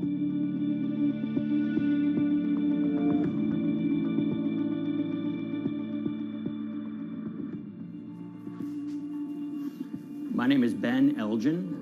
I wrote the story about how the billion-dollar market for carbon offsets is setting back the fight against climate change. So one of the challenges in reporting on carbon offsets and trying to figure out what's going on is really finding good experts who have been steeped in this marketplace and are willing to candidly talk about it. One of the best people for this is a fellow named Mark Trexler, and I've been talking to him for more than a decade. My name is Mark Trexler. I've worked in climate change for the last 30 years. I was actually hired by the World Resources Institute in Washington to work on the first carbon offset project in 1988. In terms of defining a carbon offset, one of the beauties, so to speak, of greenhouse gases, sort of the silver lining of greenhouse gases, when you put up a molecule of CO2 into the atmosphere, it can be anywhere in the planet in 7 days. And therefore, if there's an option to reduce emissions on the other side of the planet, and you can do that very cheaply as compared to doing it in your factory, for example, then why not pay that person, that factory on the other side of the planet to reduce their emissions? Then you are, in a sense, offsetting your emissions, and the atmosphere doesn't really see your emissions anymore. So carbon offsets have been around for quite some time, and they were actually key with these international climate agreements, such as the Kyoto Protocol, which mandated the wealthiest countries reduce their greenhouse gas emissions. The treaty was signed on the 11th of December, 1997. Decided. The business community in general saw carbon offsets as a huge opportunity to comply with whatever policies and measures might be coming down the pike on climate change much more cost effectively. We've seen a huge surge in companies making big proclamations about how they're going carbon neutral or zeroing out all of their carbon emissions. We're going to reduce our carbon footprint to net zero. Unilever is committing to net zero emissions. We can achieve a net zero emissions world. We began looking at these corporate claims of dramatically reduced emissions, and we noticed so many of these companies were using carbon offsets to achieve these aims. And as we began to look at the carbon offset projects themselves, what we found is that the environmental benefits claimed by these companies are not actually what they seem to be.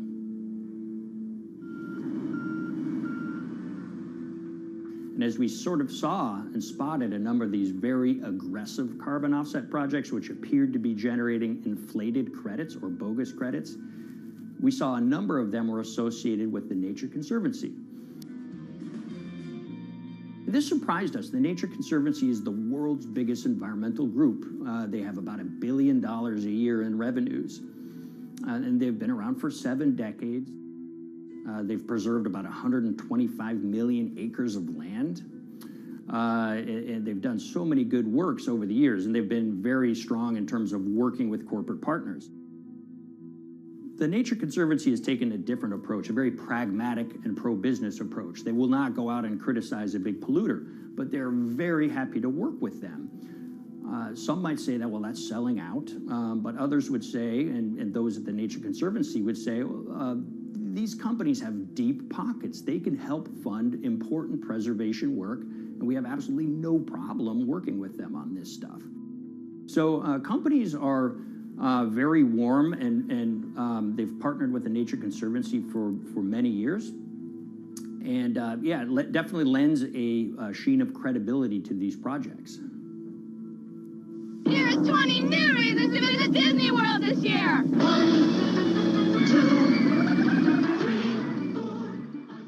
if you look at, for instance, Disney, that's a sprawling company with theme parks and cruise lines that burn up diesel fuel. They have office buildings and television studios that consume electricity. So these companies are trying to make major reductions in their carbon footprints, but it's very difficult to change these fundamental ways their businesses operate. So Disney has been a big buyer of carbon offsets that are orchestrated by the Nature Conservancy. One of the projects that they buy from is called Pennsylvania Ridges. And that's a plot of land. Most of the land is actually about a 3-hour drive outside of Philadelphia. Interestingly, this land, 3,000 of these acres, was actually acquired by the Nature Conservancy in the late 1990s. This land was imminently threatened. There was a pending logging contract on this land. So they do what they've done so well for all of these years, which is they go out, they raise money from local philanthropists, and they go buy this land to protect it from developers and loggers. And at the time, according to an archived version of the Nature Conservancy's website, when they were proudly announcing this deal, they said, these threats have been abated because of this acquisition by the Nature Conservancy. So it's really interesting now, fast forward 2 decades to earlier this year when they put forward this carbon project. And if you look through it, this land is a key part of that carbon project. And what they're now saying is this land is now, once again, imminently threatened. 72% of the trees are going to be cut within 5 years.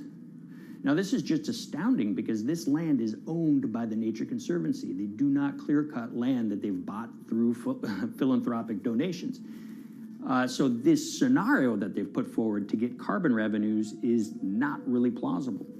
And what that means is when you have Disney coming in and buying these credits, when it eventually lowers its carbon footprint because of these credits, well, that won't be a credible or truthful claim by Disney.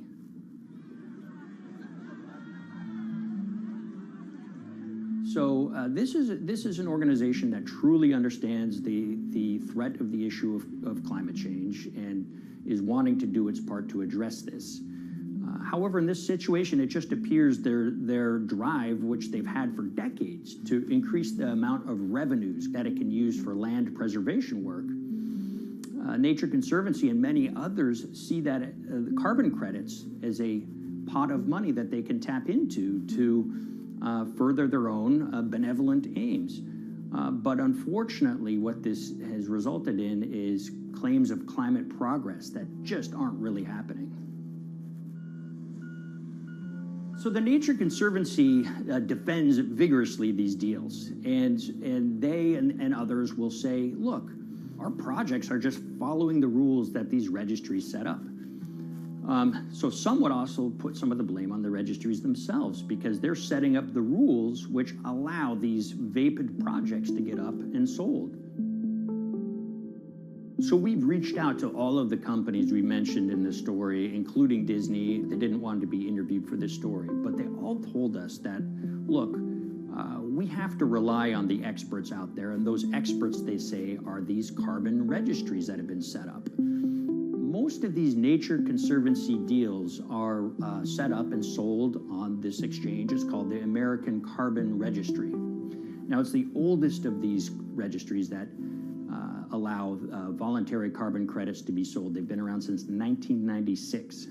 What these offset registries do is they set up rules, and any carbon offset project has to follow those rules. But there's this tension that's always there.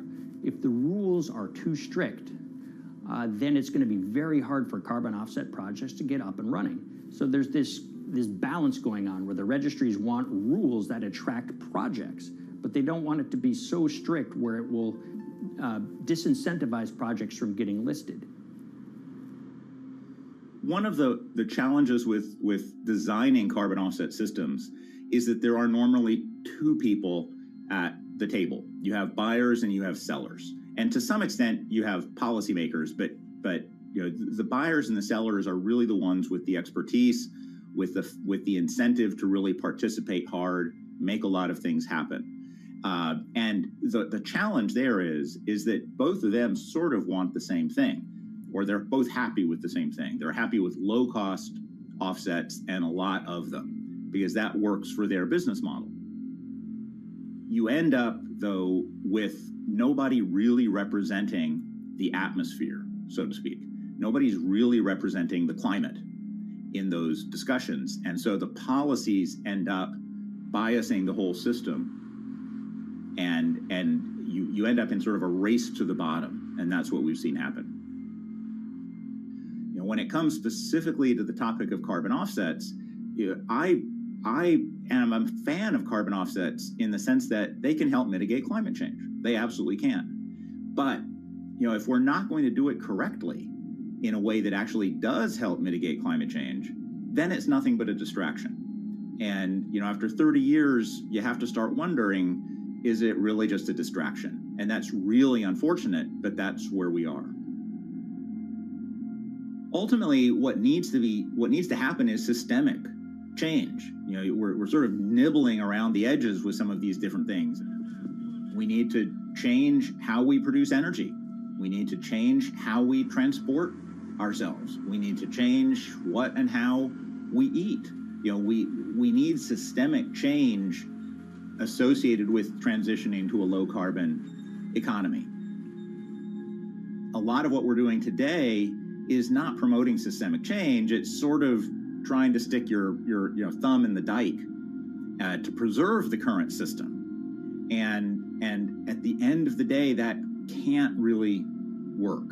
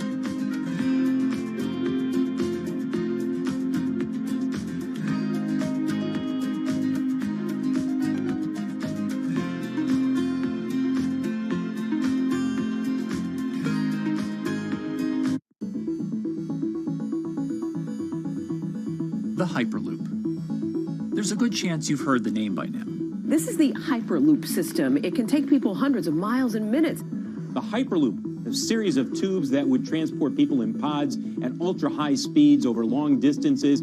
It's a remarkable new form of transportation that can whisk people from city to city in a flash. 29 minutes from New York to D.C., 30 minutes from L.A. to San Francisco. For years, we've been seeing these futuristic, utopian renderings of some cross between a spaceship and a monorail. But lately, the Hyperloop is becoming much more real. Yes! It was surreal to be even sitting inside a Hyperloop, and just even more incredible to actually be like riding down a track in something that was nothing more than a crazy idea 6 years before. Companies all around the world have been developing and testing the technology needed to propel passengers at speeds of over 1,000 kilometers per hour. But for many, speed is only the first step to unlocking the full transformational effects of a new mode of transportation. Fast is what we just sort of take for granted in the Hyperloop world. It's the network effects that really deliver the benefit. And that opens up a completely different scale of economic opportunity.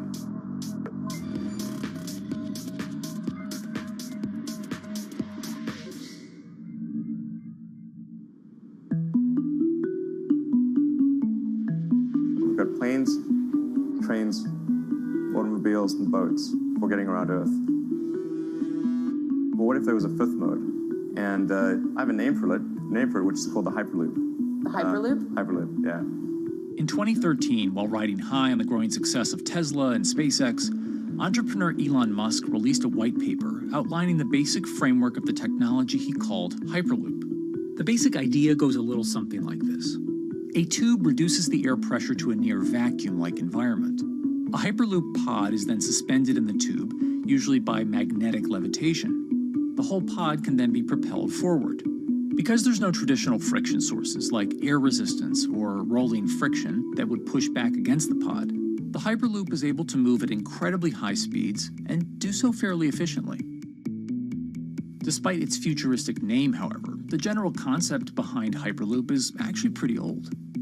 In fact, New York City's first attempt at an underground public transit system in the 1870s was based on a similar principle. The pneumatic transit system was short-lived, however, only stretching one block and topping out at a rather leisurely 10 miles per hour. While Elon would make some 21st century improvements to this concept and bestow a very 21st century name, he wouldn't end up pursuing the technology itself, instead electing to focus his efforts on something a little bit deeper, literally digging the requisite tunnels via his boring company. It would take another billionaire industrialist who dabbles in spaceflight. No, wait, not that one. Yeah, that's the one. After Richard Branson would make a large investment in the company Hyperloop One, it would be renamed to Virgin Hyperloop. What we've always been trying to do as a company is show that this technology could work, that it could be made safe, and that ultimately it's something that's happening in the next couple of years, not the next 20 years. Josh Geigel is the co-founder and CEO of Virgin Hyperloop. In a familiar tech startup story, he's seen the project go from a garage to a large-scale testing facility outside of Las Vegas. So we started building the first kind of Hyperloop system in 2016. We've done a lot of work, about 500 tests that we've done on that over the last 5 years. And what we realized that we need to do is take that technology, show that it can be commercial, so drive the cost down, improve the efficiency, improve the performance. But the key thing is actually making it approachable and safe for individuals. In order to do that, Josh, along with Virgin's head of passenger experience, Sarah Lucian, bravely volunteered to take the inaugural ride. What her and I were realizing is we're the first two people sitting in a Hyperloop. The only type of people that have gone through this environment are in spacesuits, and there we are in just normal clothes because of the system, the safety of what we've designed. 3, 2, 1, launch. And then once we started going, you felt a bit of acceleration. We accelerated a little bit harder than we would in commercial, be like a sports car. Yes. We got to about 108 miles an hour on that test. And it's a short run, it's about 500 yards or so, and came to a stop. The test, lasting only about 20 seconds and covering only a quarter of a mile at just over 100 miles per hour, is a long way away from a true functioning Hyperloop. But as for optics, it's a crucial step for the future of funding. The number one question we got from investors or from project proponents or just people in general was like, is a Hyperloop safe? And what better way to show something is safe than by actually getting people on it? But convincing investors and governments that would likely be fronting some of the construction costs for an unproven technology is no easy task. First and foremost is the question of safety. Most people don't know how an airplane works, but yet they get on an airplane. They get on an airplane because, it's faster than driving. And most importantly, they've probably gotten off of one before. They've seen someone get off of one before.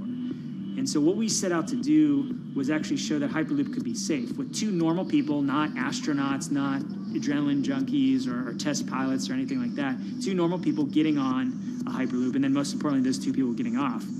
But beyond safety concerns, constructing Hyperloops will undoubtedly require a significant capital investment to the estimated tune of around $60 million per kilometer of track. So a track from San Francisco to Los Angeles, for example, is likely to come with a price tag over $10 billion. And before large governments are willing to come in and front those costs, investors who are funding Hyperloop development must accept it as a long-term mixture of technology and infrastructure investing. Investors that are used to short returns because you're developing apps or something to that effect, those aren't the investors that really get excited about Hyperloop. What you start to see is the people that are looking at platform technologies, right? So this idea that because the smartphone existed, Uber could exist, right? So who are like the Vanderbilts of this century? And that's the part where you're going to get a lot more no's than yeses. But there's people that have the ability, the fortitude to stick it out, to see the game-changing platform here. Those are the people that we're looking for. And since we've done that passenger test, there has been a lot of interest that's really, this is a lot sooner than I thought.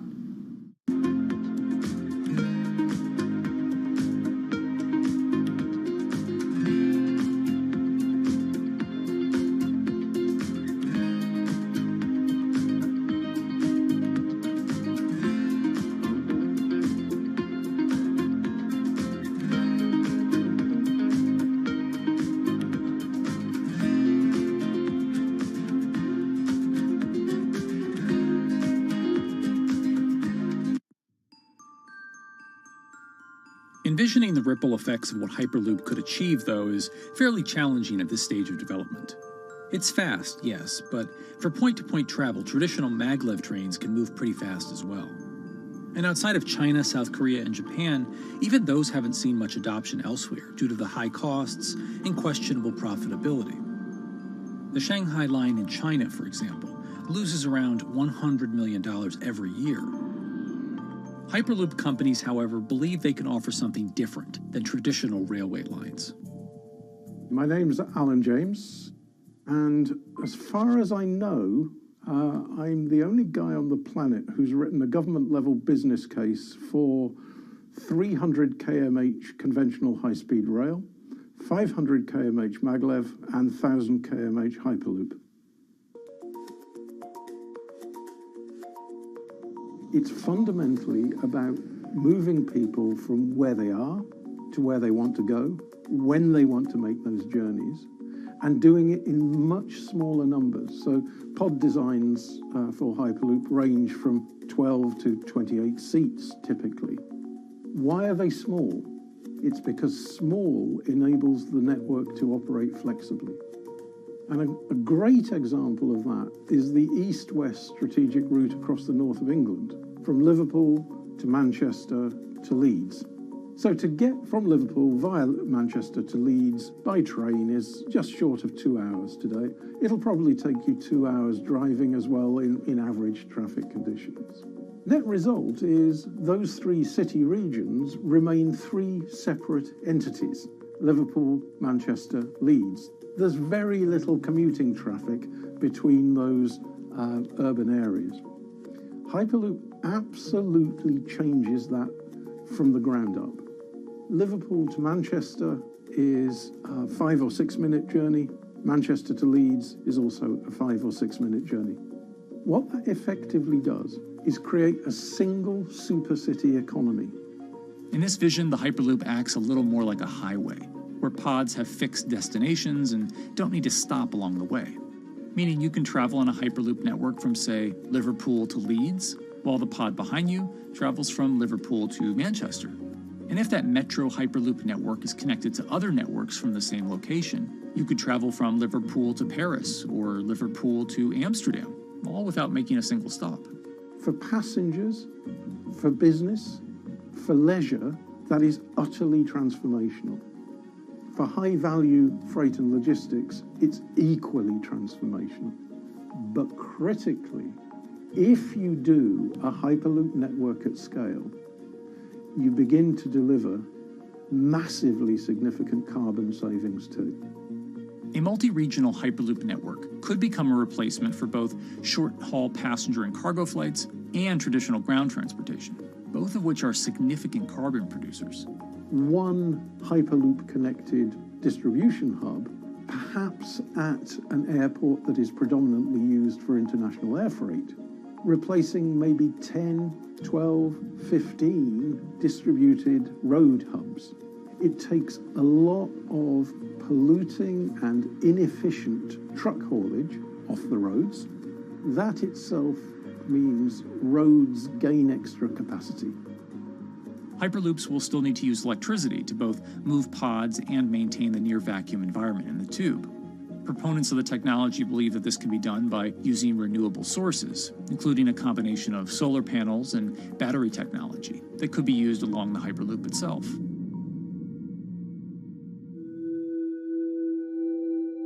But even with all multipliers of time and carbon emission savings that a Hyperloop network may provide, the investment capital required to actually build such a network becomes even more economically and politically daunting. Committing doesn't mean spending billions on day one. Committing means, how do we phase it?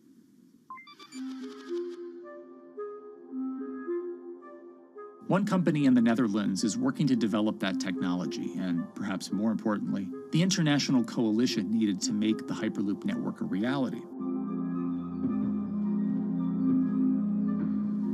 So we are here in Europe's first full-scale Hyperloop test facility, where we can already prove every conceptual technology of the Hyperloop. This is Tim Houter, a co-founder and CEO of Hart Hyperloop, headquartered in the city of Delft. And while this testing tube might not seem as large as others, inside is a key technology to create the on- and off-ramp type infrastructure of a Hyperloop network. That is, a lane switch. That's something we can already test here. You can actually see it here, that the track is diverging from one track into two. That makes it possible to eventually split up the Hyperloop track in two sections. And in that sense, you can create a complete Hyperloop network. That in the end will make it possible to travel, for example, over a whole continent. And take Europe, for example, with the same ease as you can now travel with a metro in a city. The nice thing about this magnetic levitation system that we've developed is that there's absolutely zero moving components in the track. So for example, if you have to do a lane switch, all you do is that the tube basically splits up, and statically the tracks also split up. And whenever the vehicle enters a switch, it either pulls itself to the right with its magnets, or it pulls itself to the left with its magnets.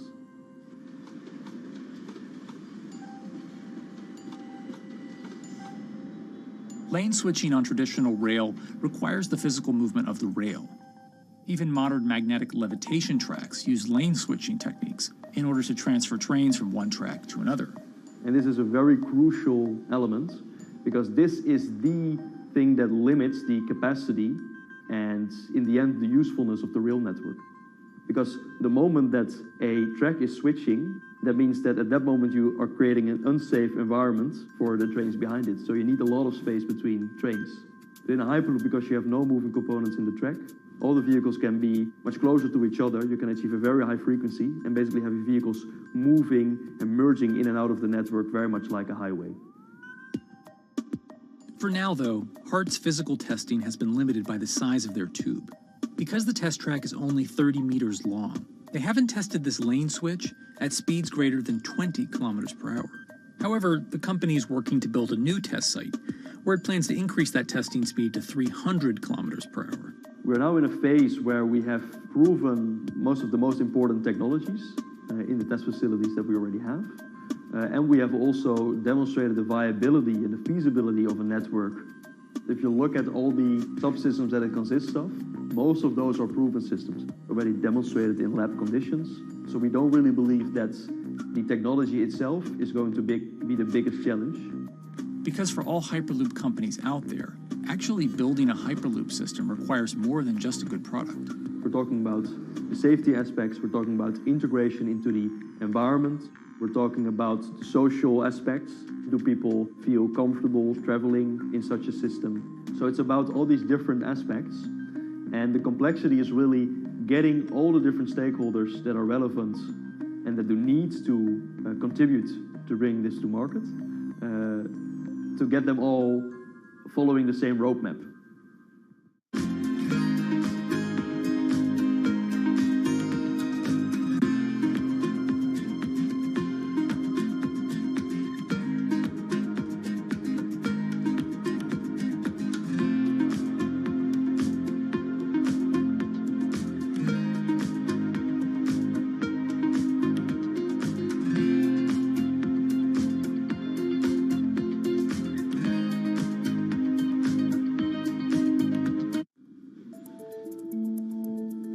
In order to help build this coalition of private and public interest in Hyperloop development, HART in 2018 partnered with other Hyperloop companies from Europe and Canada. The goal was to define, establish, and standardize the framework to regulate Hyperloop systems. Right now we are working with all the Hyperloop developers together in setting up the first, let's say, structure for starting the standards drafting. One of the most important goals for HART is interoperability, which is essentially making sure the different systems can communicate with each other. Interoperability is so important because what we want to achieve is actually have this seamless travel experience. So you don't want to end up, for example, going from Madrid to Paris and then switching because you need to use a different technology to get, for example, to Amsterdam. The idea being that as companies around Europe create the first commercial Hyperloop tracks between individual cities, one day those can all be connected to a larger network. Everyone that believes that Hyperloop is a future transport system also realizes that there is a need to have this network because that's where Hyperloop thrives. Hyperloop is such a huge project. It's definitely not something that you can do on your own or as a single company. So you need to do it with a lot of other companies. You need to have the governments. And I think in that sense, the biggest challenge that we've encountered is to really get all the required parties together to take the steps in development and in commercial implementation. HART's next plan is to build the European Hyperloop Center, an open testing facility which will include a 2.6-kilometer test track. And the company hopes to test travel speeds there at up to 700 kilometers per hour. Virgin Hyperloop is also racing to construct the first commercial Hyperloop route, with projects in various states of development in India, Saudi Arabia, and the United States. Recently, the company announced plans to build a Hyperloop certification center in West Virginia, which will include a 6-mile-long test track. Proving the technology here will be crucial if Hyperloop networks can find a home among infrastructure investments that the Biden administration hopes to make. The idea that there's multiple Hyperloop companies, I think, is a redeeming aspect in the business. People really want to see something happen, so having multiple people move forward is good for that. I was struck when Josh and Sarah rode the pod. 2 or 3 of the major outlets used the phrase, "We now have a new mode of transport." And although all of that technology had existed before those 2 human beings rode it, it was the moment at which those 2 human beings traveled that short distance down the tube that in popular imagination, Hyperloop became a mode of transport. The metaphor I use with my team is that, the Wright brothers were first, but none of us fly on Wright Brothers Airlines anymore. If you don't continue to innovate, you're not going to be around, and so we'll continue to be at the forefront of building Hyperloop. Back in 2013, Elon had an idea. I think the difference now in 2021 is some brilliant engineers have spent real time grinding out the details. And I thoroughly expect the next 3 to 5 years to be decisive.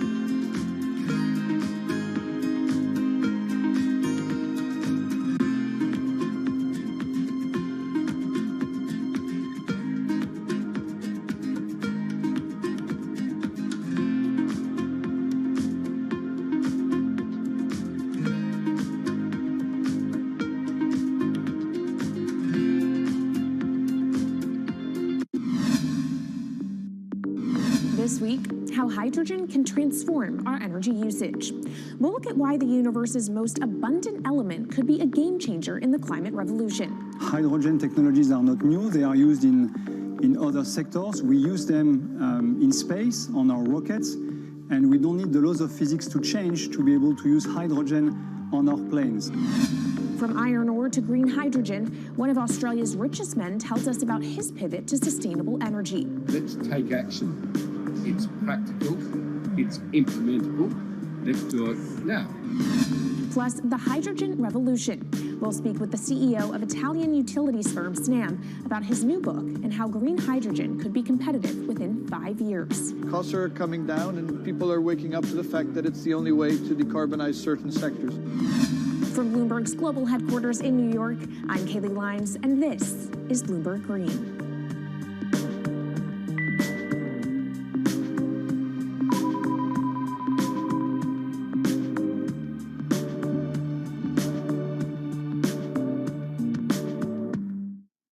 It's a new year, so here at Bloomberg Green, we're highlighting new solutions in the fight against climate change.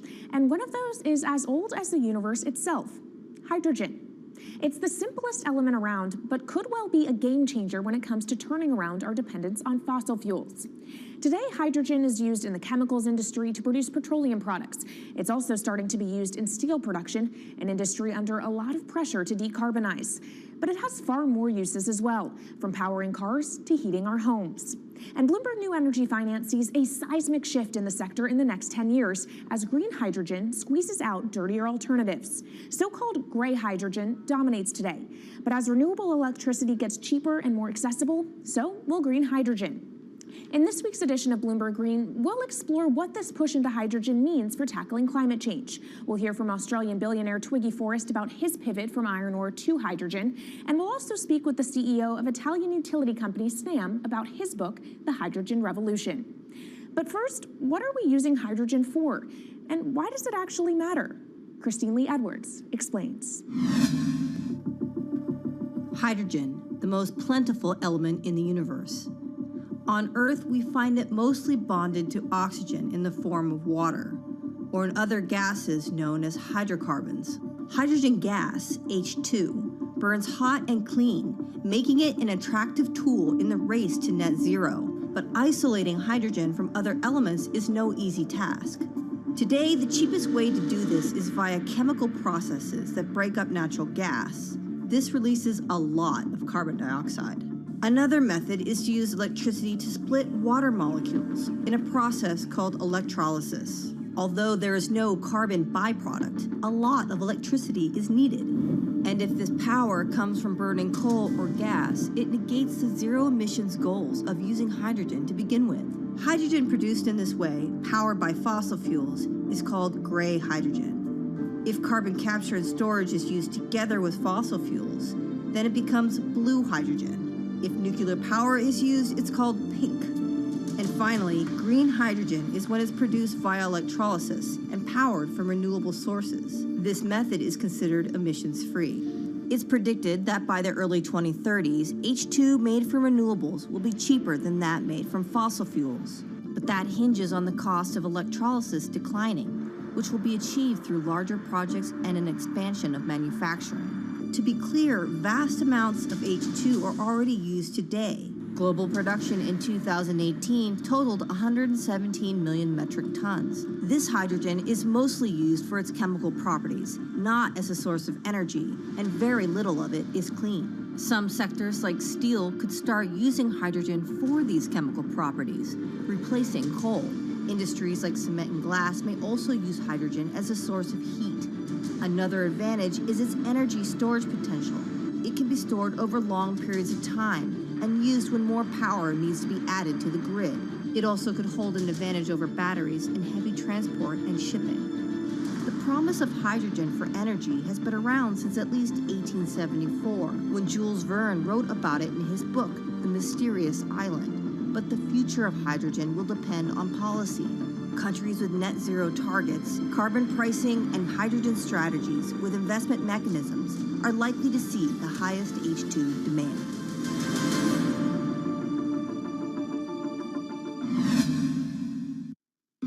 That was Bloomberg's Christine Lee Edwards explaining what hydrogen means for the energy transition. But how are businesses approaching the sector? Well, one of Australia's richest men is making a big play into hydrogen. Andrew Forrest, better known as Twiggy, made his fortune from iron ore, being the chairman, former CEO, and major shareholder in Fortescue Metals, one of the world's biggest miners. But after having made over $10 billion in profit from the metal in the last fiscal year, Twiggy wants to transform Fortescue into a clean energy company. He's been scouring the planet in search of investment opportunities in hydrogen and renewables. The firm plans to allocate up to 10% of its annual profits for green energy investments and is exploring projects across the globe, from Indonesia to Argentina. Francine Lacqua caught up with Twiggy Forrest. There's only one type of clean hydrogen, all the rest is dirty. Yeah. That is green. If you just say green hydrogen is clean, the rest is dirty, then you've actually nailed it. And, you know, anyone else who produces any other rubbish, any other argument, just look them there and say, why is global warming accelerating if anything you're saying is true? And then you'll know, actually, it's greenwashing. Yeah, but there's a lot of greenwashing because I keep on being told it's a transition. We can't just, make the transition at a click of a finger. So what are we doing wrong? What can we do better? I don't remember the personal computer having to transition the typewriter. I really don't remember that. I don't remember the smartphone having to transition the pocket calculator and the old landline.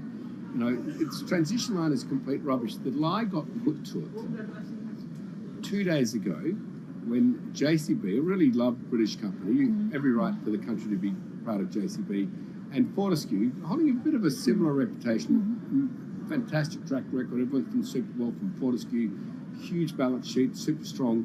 When those two companies got together and agreed a $79 billion US agreement per annum, right, then that's a real wake-up call to say, hang on, green hydrogen is obviously commercial now.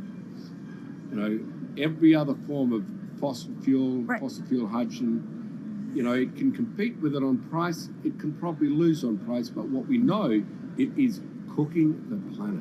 And only green hydrogen zero methane, zero carbon in the supply chain. Don't worry about the molecules in the supply chain. But at the moment, we're not even phasing out coal, if you look at the G20 communique. So we have a long way to go to talk about only using green hydrogen. Yeah, so look, I have a call, which I'd like to make now, that the world should not fund any more coal-fired power stations, coal mining projects, ever. We should wind them down as quickly as possible because they are cooking the planet just like grey and blue hydrogen is cooking the planet.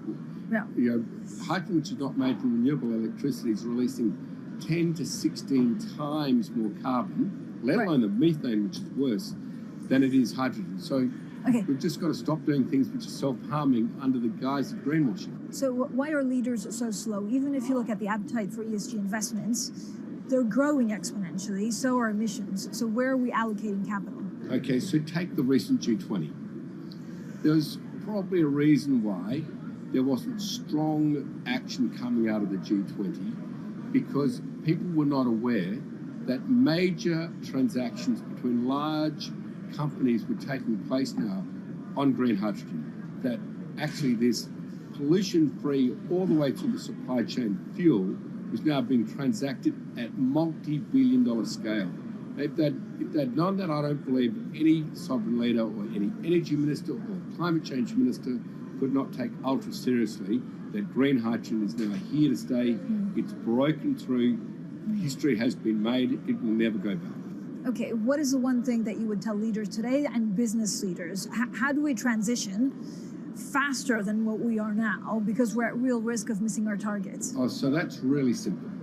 You stop funding, you stop subsidizing, you stop using money into fossil fuels. It could be carbon sequestration, it could be fuel rebates, could be anything. Hundreds of billions of dollars getting ashed, wildly ashed the planet on fossil fuel subsidies. Because we haven't had that renewable electricity, we haven't had that green hydrogen, it's kind of been pushed down. It's all sorts of excuses. Oh, it'll never be commercial, it'll never be supplied in the quantities we need it, blah, blah, blah. Now we know, let's take action. It's practical, it's implementable, let's do it now. Okay, if we do it now, is there going to be a shock to the energy system? Is there going to be a shock actually to economically? And is it worth, not talking about transition, just going from A to B? Yeah, it's a fantastic question. A to B is the solution. Let fossil fuels do what fossil fuels do. Just burn their coal, burn their oil, burn their gas. At least they're pumping up carbon and methane into the atmosphere, honestly. Well, not that honest because they don't measure methane, which is 90 times worse than carbon. But at least the carbon is being done honestly. Encourage the green hydrogen sector to come in really fast. Okay, it's there. There's renewable power all over the world. We now know how to make electrolyzers much cheaper, like 25% of the original cost. We know how to do that now. We don't have an excuse to get into it. Does it need to be cheaper than oil and fossil fuel for it to be viable worldwide? Well, right now it is. Okay, so let's just swallow that bit of financial data. Right now it is cheaper, and it's getting more cheap. It's the only fuel you know of which is declining in value. You don't have enough of it, right, to power the world. Yes. That's only because we haven't had policies to support it. If we had policies to support it 5-10 years ago, it would be everywhere. You'd see the global warming budget start to come down. Now, we've got 5 or 10 years to make a huge difference. I need policy leaders all over the world to appreciate now, okay, big business is transacting with green hydrogen in multi-billion-dollar agreements. We now know it's here and it's here to stay. Let's spread it everywhere. Coming up on the program, the hydrogen revolution. We'll speak with the CEO of Italian utility firm Snam about his new book and why he thinks green hydrogen will be competitive in just 5 years. Plus, how are airlines working to become more sustainable? We'll look at how Airbus plans to step up in the climate fight. This is Bloomberg Green.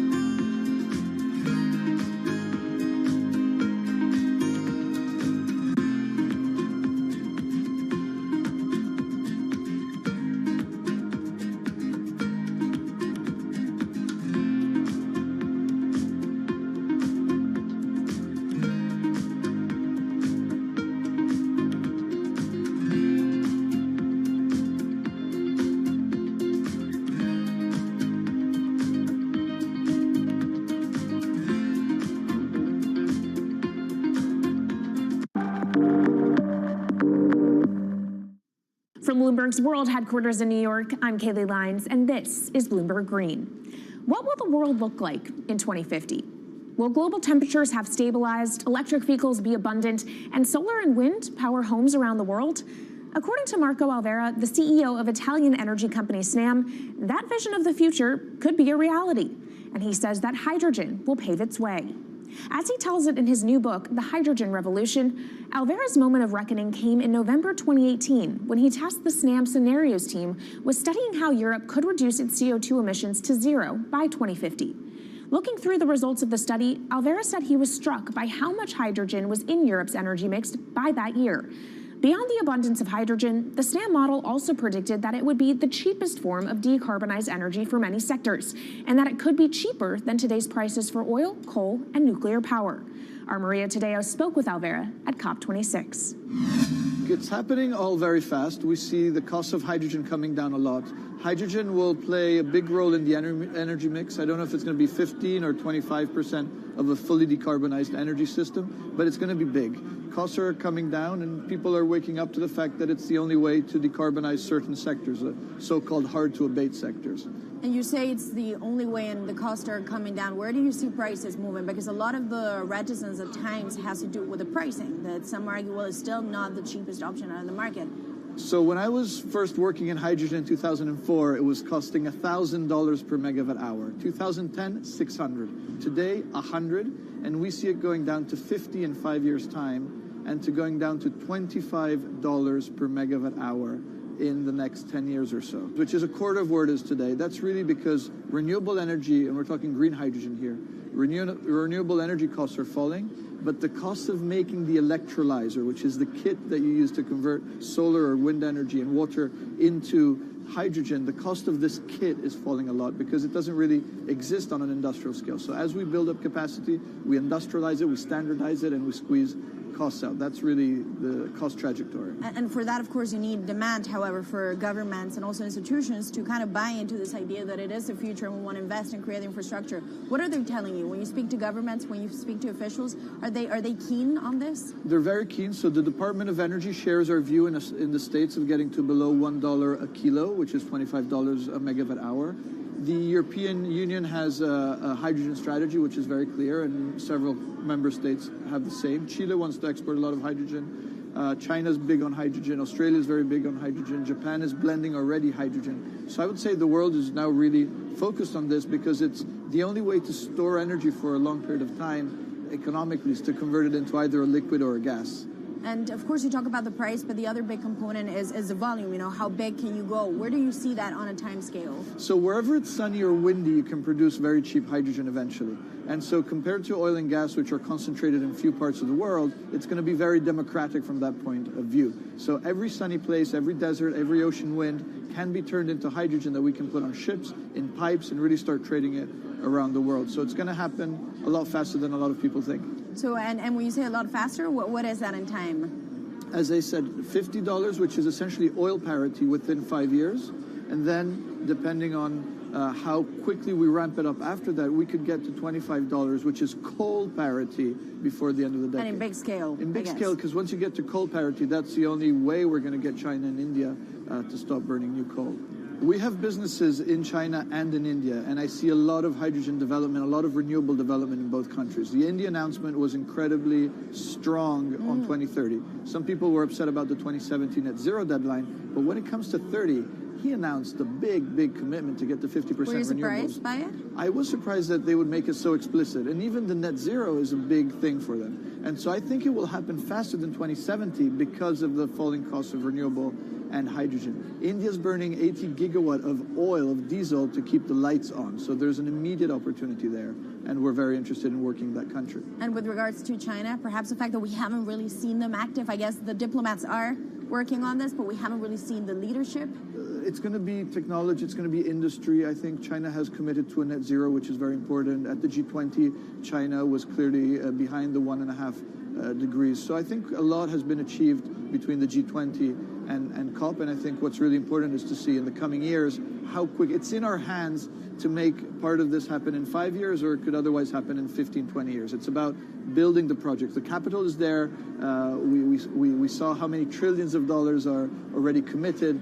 What's missing is really the projects, and that's where companies like us step in. Marco Alvera, CEO of SNAM there, speaking with our Maria Tadeo.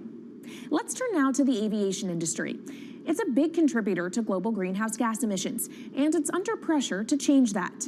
In October, the International Air Transport Association, a trade body representing airlines, approved a target of achieving net zero emissions by 2050. To achieve that, many airlines in the US and Europe are looking to buy sustainable aviation fuel made from renewable sources like used vegetable oil. Initiatives like these are pushing plane makers to come up with some radical new aircraft that will eventually cater to our growing appetite for travel without hurting the environment. We took a look at how Airbus, the world's #2 aircraft manufacturer, is stepping up to the challenge. How long until we can fly emission-free? Airbus says it's more confident by the day it can be done by its 2035 target. Airbus's CEO spoke about its ambitions for hydrogen-powered planes at the company's summit in France. The physics works.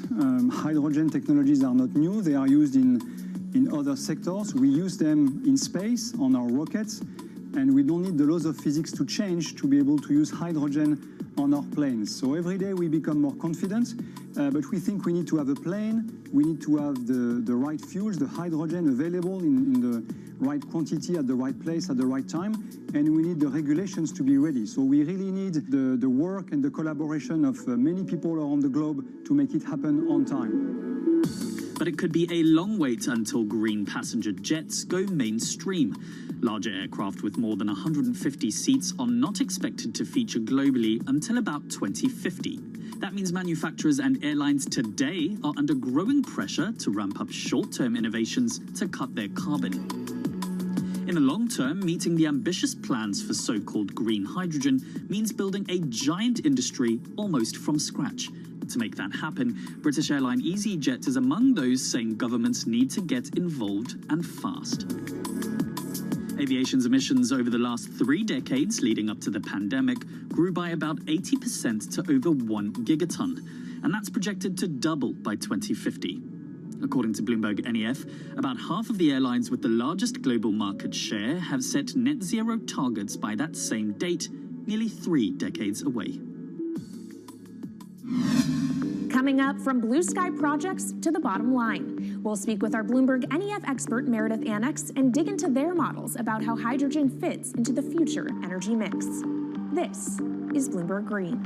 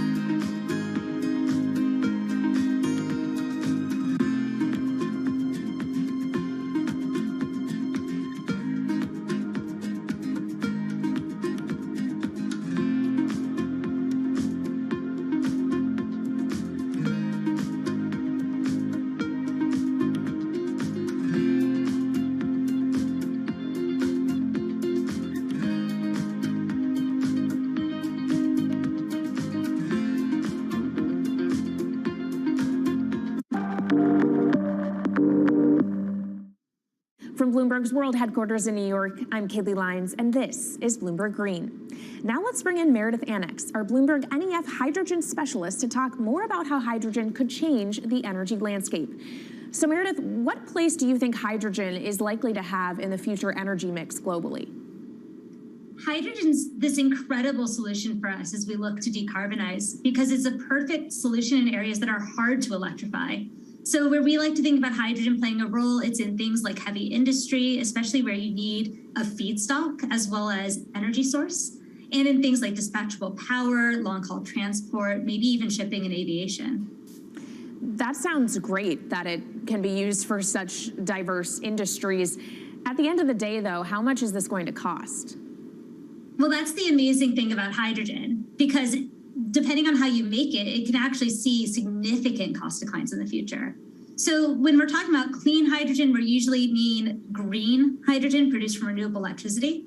And in that case, your hydrogen is almost as cheap as the renewables that are used to make it. So if you're in a place with really good renewable resources, you'll be able to have cheaper hydrogen. But even in places with less good resources, we think that hydrogen can be cheaper than $1 per kilogram, which is the price of unabated hydrogen today, and around $8 per million BTUs for those who prefer to think in energy units. And that can be achieved anywhere in the world by 2050, we believe. All right, so let's talk about kind of the pros and cons list. I don't know where cost fits into that, but what are the advantages to hydrogen over other renewables, and then what are the drawbacks? Yeah, main advantage is the fact that hydrogen can serve roles that electrons struggle with. And that's things like seasonal storage, for instance, or just anything where you need storability, where electrons are harder to store, hydrogen is going to be easier. That also leads to a downside, though, because hydrogen is less energy dense than the usual things that we use for storable energy today, like coal or oil or natural gas. So you will need more volume of storage to handle the same amount of energy. Let's talk about the viability as well and how it may differ in different geographies. What is your view on that? Yeah, so for green hydrogen, again, from renewable electricity, really places with the best renewable resources, things like Latin America or the Middle East, even Southern Europe, have really, really good potential for producing hydrogen. And then when you're looking at blue hydrogen, which is produced from natural gas or coal with carbon capture and storage, we do see that becoming more expensive than green hydrogen in the future, especially as renewable electricity costs come down. But that can be a viable option in places like the US Gulf Coast or Russia, where you've got good geological storage for the carbon, as well as ample natural gas that's quite cheap. All right, great breakdown. Thank you so much to our Meredith Annex, our Bloomberg NEF hydrogen specialist. And of course, you can get more from the Bloomberg NEF team on the terminal and online. And they've recently done a podcast called Hydrogen 101 as part of its Switched On series. So from iron ore titans pivoting to cleaner energy to talk of a hydrogen revolution, that's it from this week's edition of Bloomberg Green. We'll be back next week with a deep dive into the state of electric vehicles. And you can keep the conversation going by following us on YouTube, Instagram, and Twitter @Climate. I'm Kaylee Lyons from Bloomberg's World Headquarters in New York, and this is Bloomberg Green.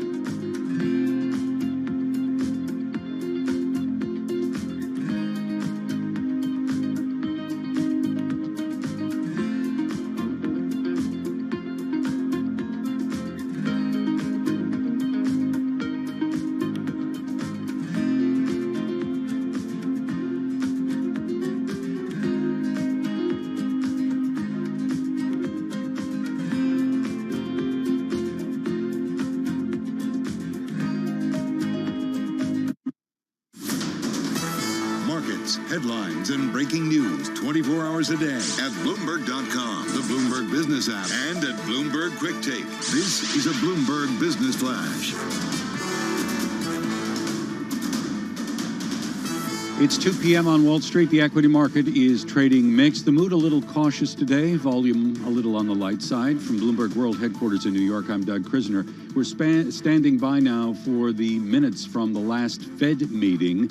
One of the indications is that most Fed officials did back that 50 basis point hike, and they're also in favor of hiking by 50 basis points at the next couple of meetings. If you look at what's happening right now in market action, the yield on the 2-year Treasury is up by more than 3 basis points, nearly 4 basis points now at 2.51%. We've got a 10-year at around 2.76%. The equity market moving higher with the Dow Industrial Average right now reversing some early session weakness. We're up about 0.1%. In the broader market, we've got the S&P rising by 0.5%. Consumer discretionary out in front, also seeing the energy complex push higher. And in the NASDAQ market, the composite index better by nearly 1%. Speaking of the Fed, Kansas City Fed Bank President Esther George will retire in January, and her departure is going to create a second leadership opening among the 12 regional Fed Bank presidents in 2023. Charlie Evans, who is the head of the Chicago Fed, will be stepping down early next year as well.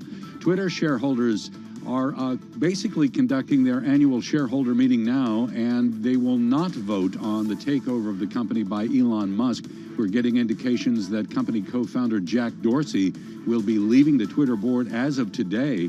Shares in Twitter right now better by about 3%. Saudi Aramco has reportedly approached the petrochemical maker Valvoline about a takeover. Shares in Valvoline right now better by more than 10%. This report is according to Dow Jones, and Valvoline, for those who want to keep score, has a market value of around $5.5 billion. We've got dollar strength right now with the Bloomberg Dollar Spot Index rising 0.3%. That's the Bloomberg Business Flash. This is Bloomberg Business Week. Insight from the reporters and editors who bring you America's most trusted business magazine, plus global business, finance, and tech news as it happens. Bloomberg Business Week with Carol Masser and Bloomberg Quick Takes Tim Stenovic on Bloomberg Radio. Live from the Venetian in Las Vegas, we are also streaming on YouTube. Welcome to Bloomberg Business Week for this Wednesday, May 25th, 2022. We're live at Informatica World 2022. We're going to be talking a lot about the world of intelligent data processing. And speaking of data, we just got some data points, or at least what the conversation was at that last Fed meeting. Yeah, several officials thought that there could be risks in the markets as the Fed starts taking money out of the financial system through quantitative tightening. All major indices, though, Carol, they're now in the green. That's just a minute after those minutes dropped. Yeah, absolutely. We're definitely seeing equity markets firm. And as for the yield curve, we saw a little bit of a movement in terms of the yields. We'll get to more of that in just a moment. First of all, we do want to tell you, as we said, we are at Informatica World 2022. We're going to talk with the CEO, Amit Walia. He is going to give us an overview of what's going on when it comes to the world of cloud and really intelligent data. We've also got the company's chief product officer, what they have been working on. And also we're going to talk with the chief financial strategist, because this is so pertinent to our markets, the financial world. So much data processing. How do you, at this point, volatility, deal with risk? So we're going to get into all of that. Yeah, we'll also talk the macroeconomic environment and get a good understanding for what these executives are seeing when they're talking to clients. We also got a lot of stories in the tech world today, what Mark Zuckerberg is so worried about. And with that, we're on a flurry of big tech annual shareholder meetings, including Meta, Twitter, and Amazon. And we've got NVIDIA earnings after the close. We'll be breaking that down. Bloomberg Business Week is brought to you by Commonwealth, supporting more than 2,000 independent financial advisors with the solutions they need to grow a thriving business. Commonwealth, go where you grow. Visit commonwealth.com to learn more. All right, let's get to the market drivers report. And let's set your Business Week agenda on this Wednesday. Kathleen Hayes, Global Economics and Policy Editor, pouring over those FOMC minutes. She's back in our Interactive Brokers studio. So too is Kriti Gupta, Markets Correspondent at Bloomberg. We'll get to market reaction in just a moment. Kathleen, what is significant from those minutes? First of all, I think it's significant, Carol, that everything's certainly with regard to interest rate hikes that we're seeing from these minutes was well telegraphed by Jay Powell at the press conference on May 4th when they finished up this meeting, by subsequent Fed speakers, everyone from Raphael Bostic to Esther George, who we just learned is going to retire by January of next year, suggesting that, yeah, they all are behind these 50 basis point rate hikes at the next two meetings. Very, very clear in the minutes. And I think importantly, they figure that if they do this expedited, faster removal of a policy accommodation, bigger, faster rate hikes, means that gives them that chance later in the year, and as Bostic has said, maybe even in September, he's president of the Atlanta Fed, to maybe pause and assess what they're doing. Certainly maybe revert to 25 basis point hikes. That's it. Hit it hard, hit it fast, and see if you can change things. The other thing that to me is very important is they're acknowledging very clearly also their realization, if not concern, that once they start really running off the balance sheet, there could be liquidity issues. And I spoke to at least one ex-Fed official recently who said that once it gets going, that is going to be a bigger risk to certainly to the bond market, maybe to the markets more broadly, because the bulls have depended, if you're an equity bull, that is, on lots of liquidity, and also for keeping bond yields low. So I think these are the important points in what we're starting to see in these minutes.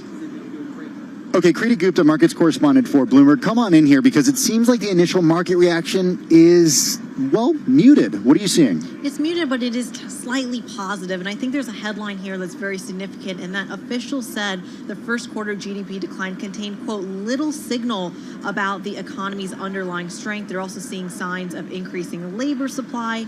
Of course, they did mention all the risks that Kathleen just laid out. But from a stock market point of view, one that has been trading so closely to these recession odds, I think it's very key that the FOMC, I mean, naturally, the Fed is never going to call a recession necessarily, but the fact that they're saying that first quarter data is not indicative of the data we're going to get in the next couple of months, I think that's very significant. Yeah, and I think it's interesting, too, going back to this idea of hints of a possible pause. I think about Randy Watts that we had the conversation with just yesterday, talking about, I think the Fed will be done, by this year. And then do we think about actually the Fed cutting rates?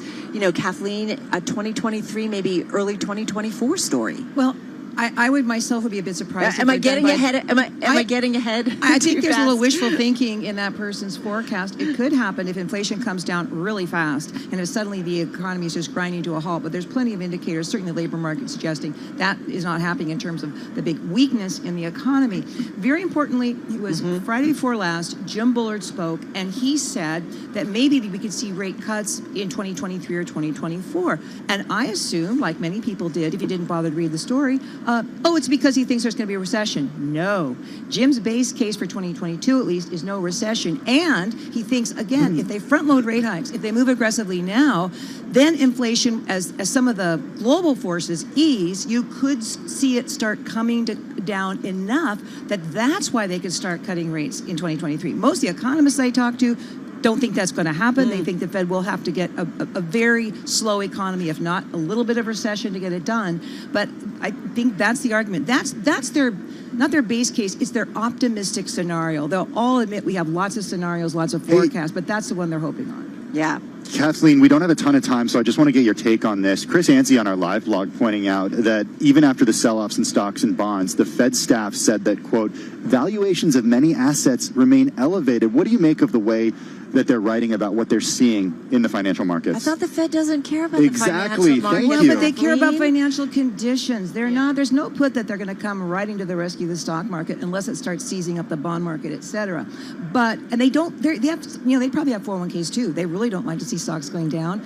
But again, you need this. You need the wealth effect to increase so people don't feel like spending as much money. You need yields to move higher. I think it's also interesting that they're ready to continue and see the mortgage-backed security runoff continue, because we've already seen mortgage rates with the 30 years up to 5.5%. We saw what happened in new home sales, down 16% in the latest month. But apparently they're ready for that, and they're ready to tolerate it, again, in the interest of getting inflation down and having it stay down. Yeah, it sounds like everybody's got the same memo, right? Let's work on inflation. All right, Kathleen Hayes, Global Economics and Policy Editor at Bloomberg News, back in our interactive broker studio. And our thanks to Kriti Gupta, Markets Correspondent at Bloomberg. Yeah, a little bit of news. The McCormick-Oz race in Pennsylvania triggers a GOP Senate primary recount. We're also seeing stocks pair those gains just a couple minutes after those minutes come out. Let's get to Washington, D.C. now for a check latest world and national news with Nancy Lyons. Hey, Nance. Hey, Tim. Investigators are continuing to work out why an 18-year-old gunman walked into an elementary school in Uvalde, Texas, killing at least 21 people, 19 of them children. Texas Governor Greg Abbott is providing an update and says 17 others were injured. All Texans are grieving with the people of Uvalde, and people are rightfully angry about what has happened. Abbott was confronted at the news conference by gubernatorial candidate Beto O'Rourke, who asked the governor what actions he expects to take to prevent this from happening again. Abbott called out O'Rourke for bringing politics into the situation. Well, emotions are running high on the Senate floor following the shooting in Texas. Senate Majority Leader Chuck Schumer says America's gun epidemic is unmatched, yet his colleagues refuse to act. The problem in the Senate is simple. Too many members on the other side of the aisle are disconnected from the suffering of the American people. Too many members on that side care more about the NRA than they do about families who grieve. Schumer moved late yesterday to put 2 gun background check bills on the Senate calendar, teeing up potential floor votes. Senate Minority Leader Mitch McConnell says the entire nation's heart is broken. He made no reference, though, to tougher gun laws. Michael Bloomberg, the founder and majority owner of Bloomberg LP, is a donor to groups that support gun control, including Everytown for Gun Safety. Well, there will be a primary recount in the Pennsylvania Senate primary race. It's apparently too close to call between Mehmet Oz and David McCormick. Global news 24 hours a day on air and on Bloomberg Quick Take, powered by more than 2,700 journalists and analysts in more than 120 countries. I'm Nancy Lyons. All right, Nancy, thank you so much. Nancy Lyons back in our 99.1 newsroom in Washington, D.C. So this is something we're going to talk a little bit more about. Of course, those shootings, another mass shooting here in the United States. This one, again, targeting a Texas elementary school. Nancy talking about this. Former President Donald Trump said he plans to keep his scheduled appearance at the National Rifle Association's, the NRA's, annual meeting in Houston. That's happening on Friday despite that mass shooting. Here's what he said in a post on his Truth Social platform today. Quote, America needs real solutions and real leadership in this moment, not politicians and partisanship. That's why I will keep my longtime commitment to speak in Texas at the NRA convention and deliver an important address to America. Yeah, this is their 2022 annual meeting. The former president among the speakers scheduled to appear at there. And this was, all lined up ahead of course, what happened at the Texas elementary school yesterday. Trump thanking, quote, the great wisdom and bravery of law enforcement professionals. In another Truth Social post, said we will all continue to pray for the victims, their families, and for our entire nation. We're all in this together. At the same time, we are also hearing from New York City Mayor Eric Adams. Yeah, he's breaking with fellow Democrats who focused on gun control laws after Tuesday's school massacre in Texas when he said that the key to stopping shootings starts in the home. Listen to what he said, Carol. He's urging parents of school children to search their kids' bags and rooms for firearms, ammunition, and other weapons, adding that he doesn't want to blame them or the children for violent incidents. The comments are indicative of his uncharacteristic approach to public safety. It's more akin to Bill Clinton-era politics than today's Democratic mainstream. What's interesting, and I've been listening to a lot of our Bloomberg coverage today, it's just, this is not a new. After Sandy Hook, we thought that things would change, that there would be legislation. I mean, we're talking about kids. These are unharmed children, are young citizens of this country. And I'm not taking sides. I'm not trying to be political, but it's how many times does this have to happen before we figure out there's got to be a better way forward? Guns, the leading cause of death of kids in the United States. We should note that Everytown for Gun Safety, which advocates for universal background checks and gun safety measures, is backed by Michael Bloomberg, founder and majority owner of Bloomberg News parent company, Bloomberg.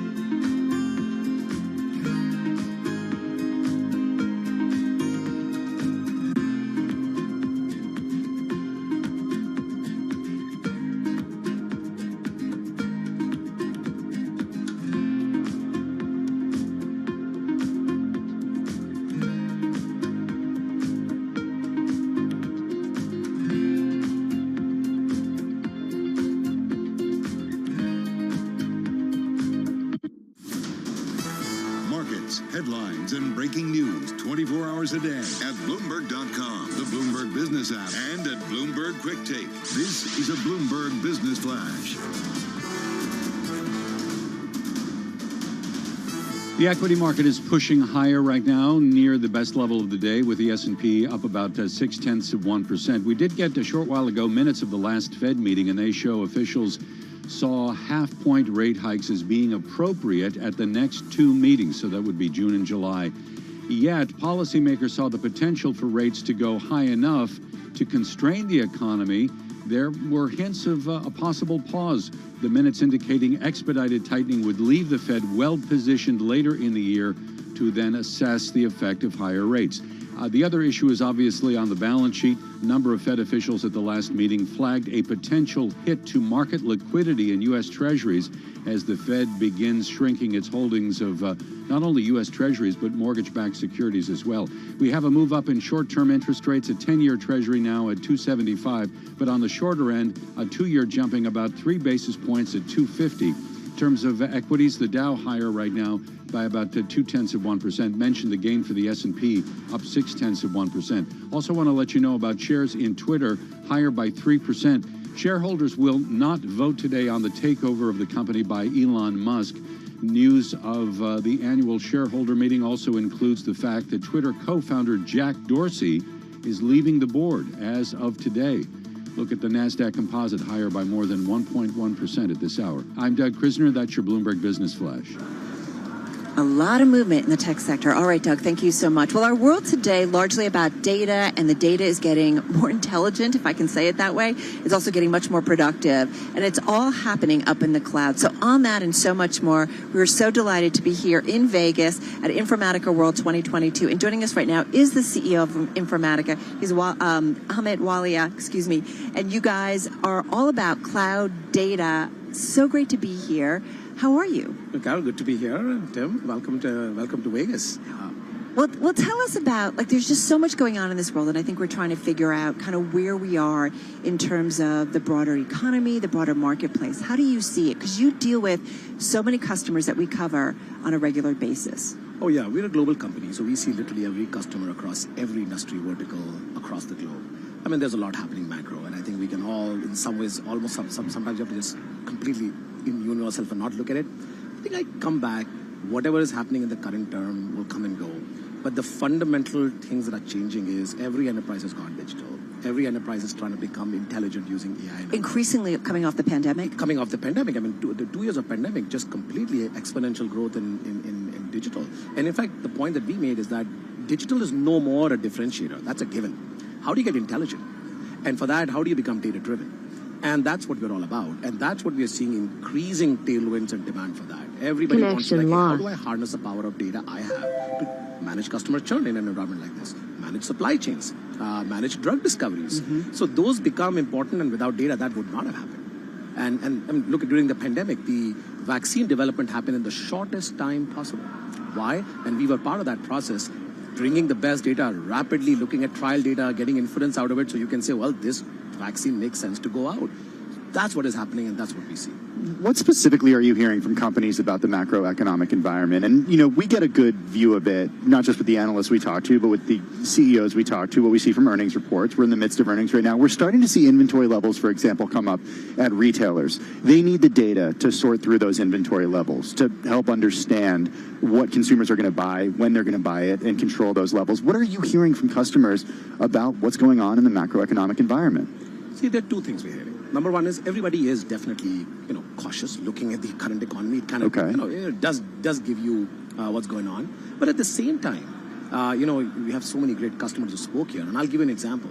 American Airlines, during the middle of the pandemic in 2020, they basically invested in our platform. And I'm like, what are you doing? But the whole airline, but they realized that, look, ultimately, pandemic will be over. This macro will be over. When we come out, what do you need to do? Manage your customer experience better. How do you do it? Understand your data better. Govern it better. I want to give it to every user across the enterprise. So I think that's what I'm hearing from customers, that things that are the data-related foundational things are here to stay.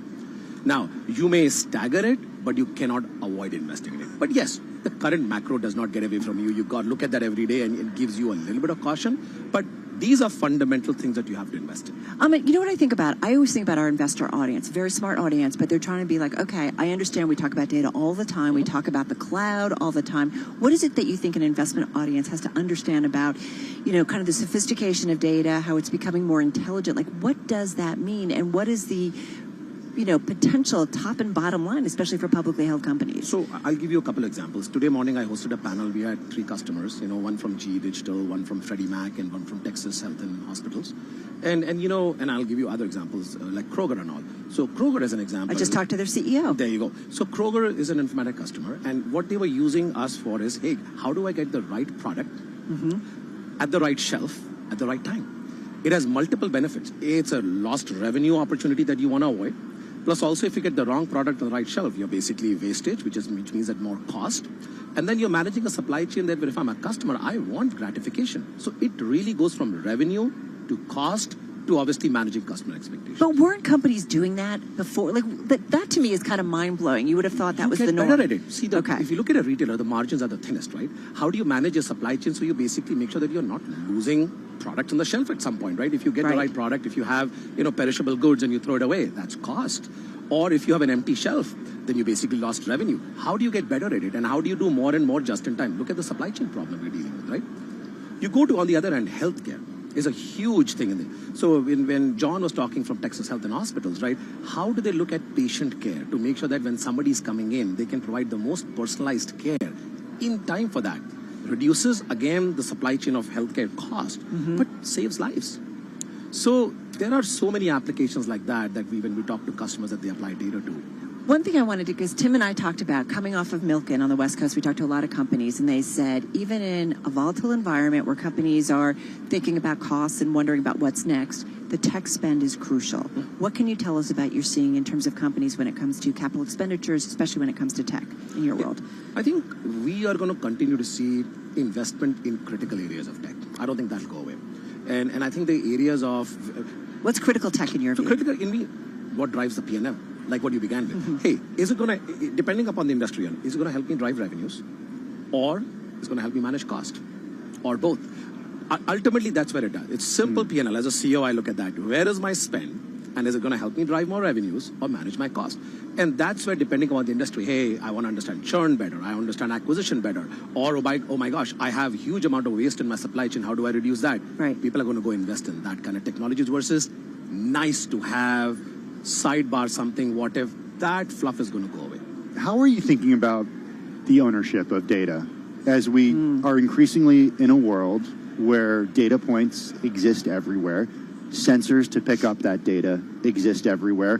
What about from the perspective of a normal human being, perhaps our investor audience, but also from the perspective of your customers? Where does the ownership conversation come in there?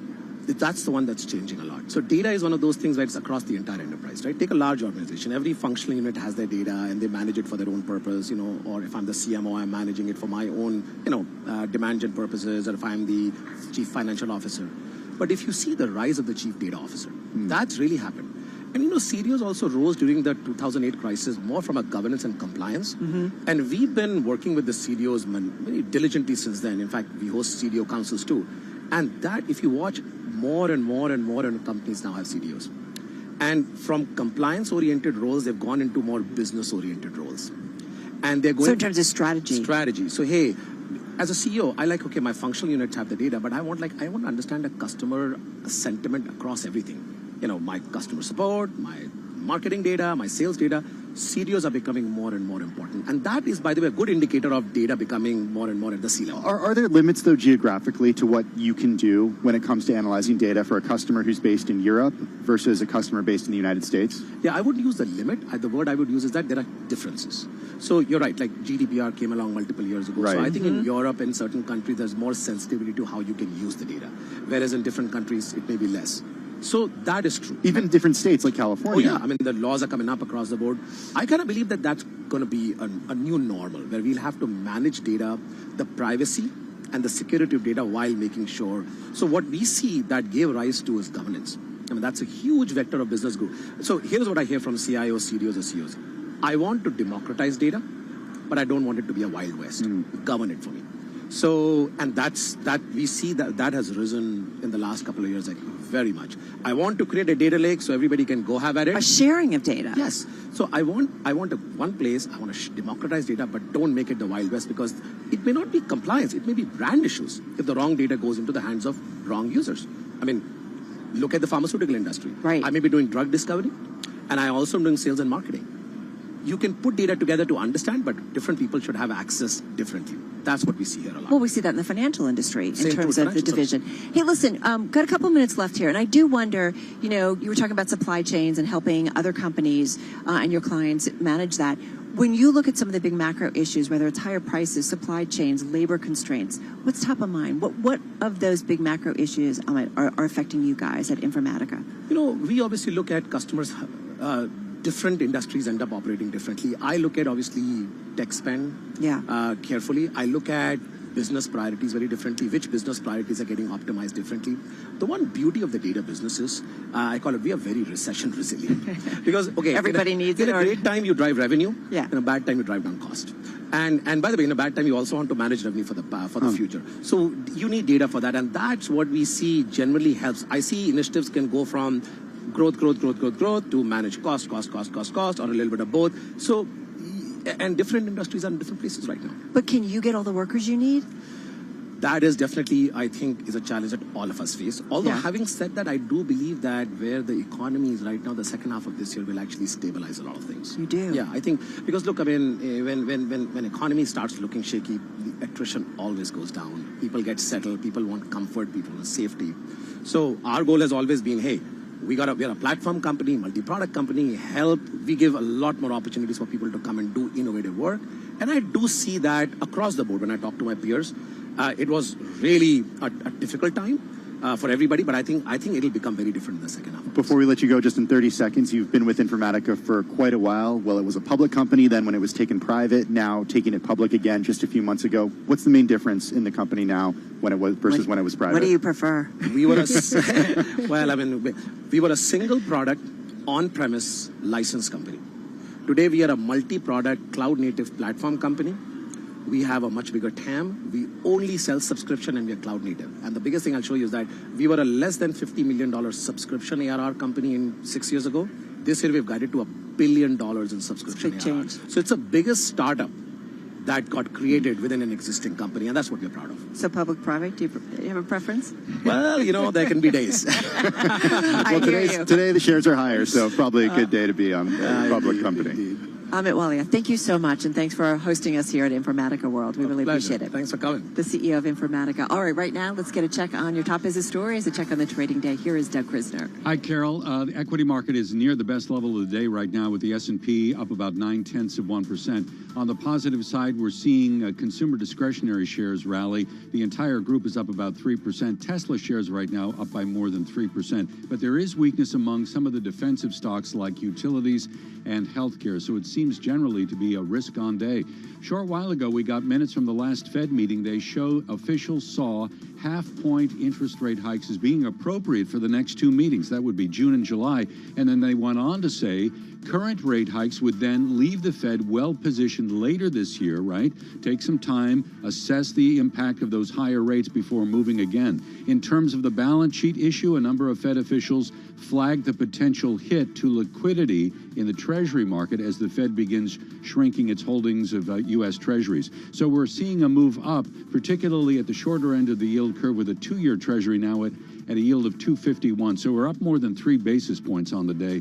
10-year Treasury at 2.75. Speaking of the Fed, Kansas City Fed Bank President Esther George will retire in January. Also want to let you know about shares in Valvoline. They are rallying. Dow Jones indicating that Saudi Aramco has approached the petrochemical maker Valvoline about a possible takeover. Valvoline shares right now up by more than 12%. I'm Doug Krisner, and that is your Bloomberg Business Flash. Okay, thank you, Paul. All right, Doug, thank you so much. You're listening to Bloomberg Business Week. We're live in Las Vegas at Informatica World 2022. We're going to get back to that, but certainly front and center, and rightfully so.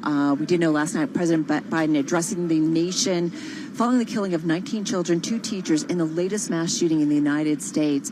It's a call that, we've heard before, the president demanding that we stand up to gun makers. And as I said, we've heard it before, unfortunately, Tim, too many times. Joining us now is the host of Sound On Bloomberg Radio every day at 5 p.m. Wall Street time, including today. Joe Matthew joins us now from the 99.1 studio in Washington. Joe, good to have you with us. I certainly wish it were under different circumstances here. Yeah. What is the latest on the ground in Washington that you're actually hearing from lawmakers? Because we hear time and time again after tragedies such as these, a lot of talk but no action.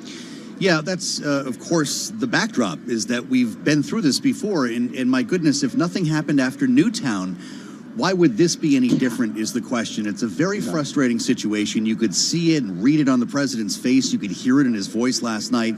A lot of Democrats have been speaking out today. Dick Durbin kicked off a hearing on Capitol Hill in the Senate a bit earlier, Democrat from Illinois, with some very sobering remarks. And I don't know if you guys were listening to this news conference with Governor Greg Abbott, the Texas governor, but it devolved into a shouting match. The whole thing fell apart when Beto O'Rourke walked up to the stage and started calling him out without a microphone. This was not planned.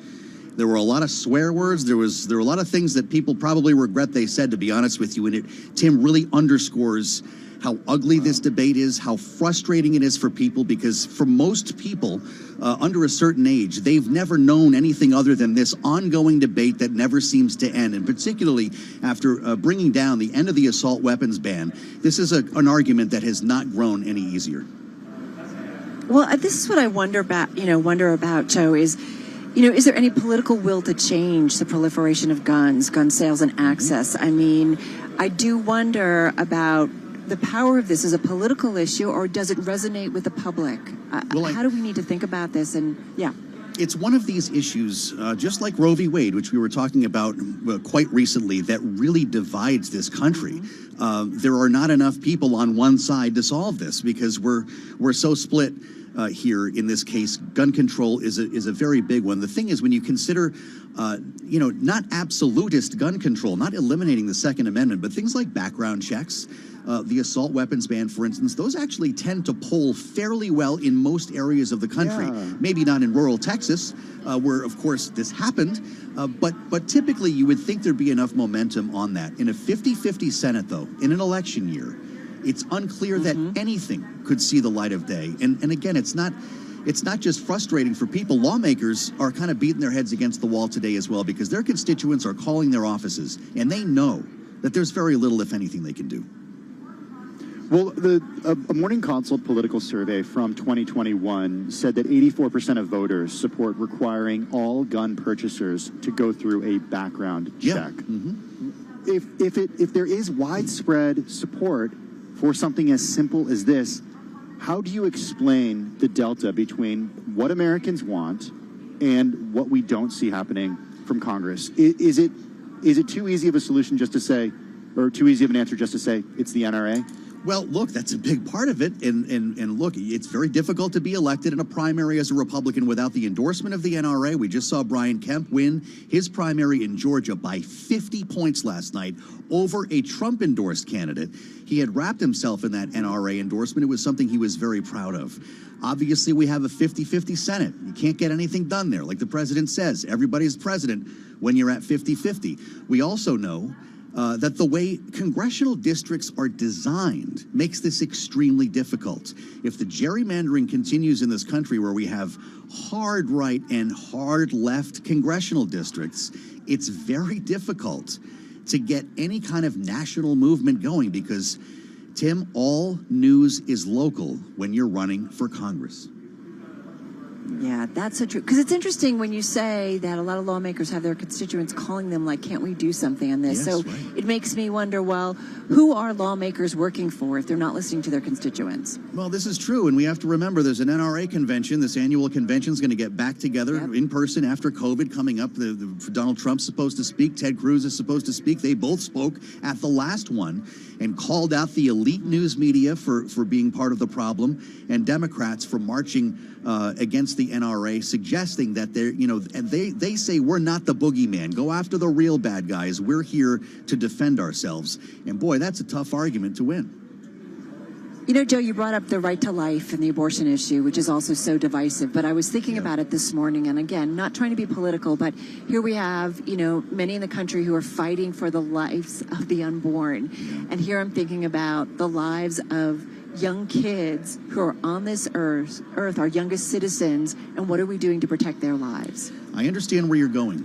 I had to force my kid to go to school today, 14 years old, did not want to go to school. We watched the president speak last night, and they know that this is something that could actually affect them, and every parent knows this as well.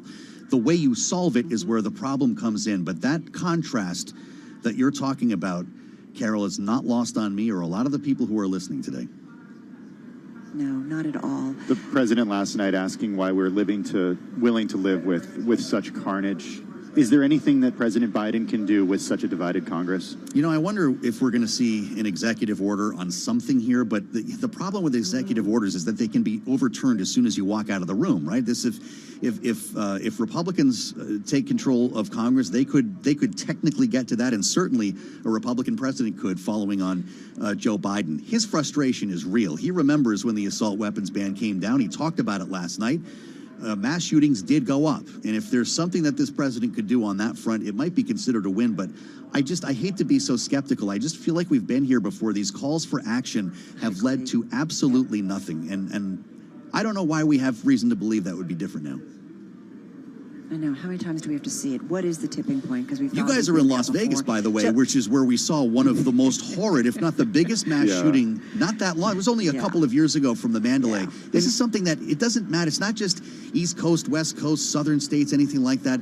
Even in a place like Las Vegas, to consider that when nothing follows is incredible. Well, you make a good point, Joe, because it's not a global issue. It's an American issue. That's true. Something is different here in the United States that does not happen in other developed nations, and it is deeply disturbing. Well, there's a lot of guns around here in our society. Joe Matthew, thank you so much. Joe is host of Sound On Bloomberg Radio today at 5 p.m. Wall Street time right here on Bloomberg Radio, of course, joining us from our 99.1 studio in Washington. Let's stay in Washington, D.C. now for a check of the latest world and national news. For that, we go to Nancy Lyons. Hey, Nance.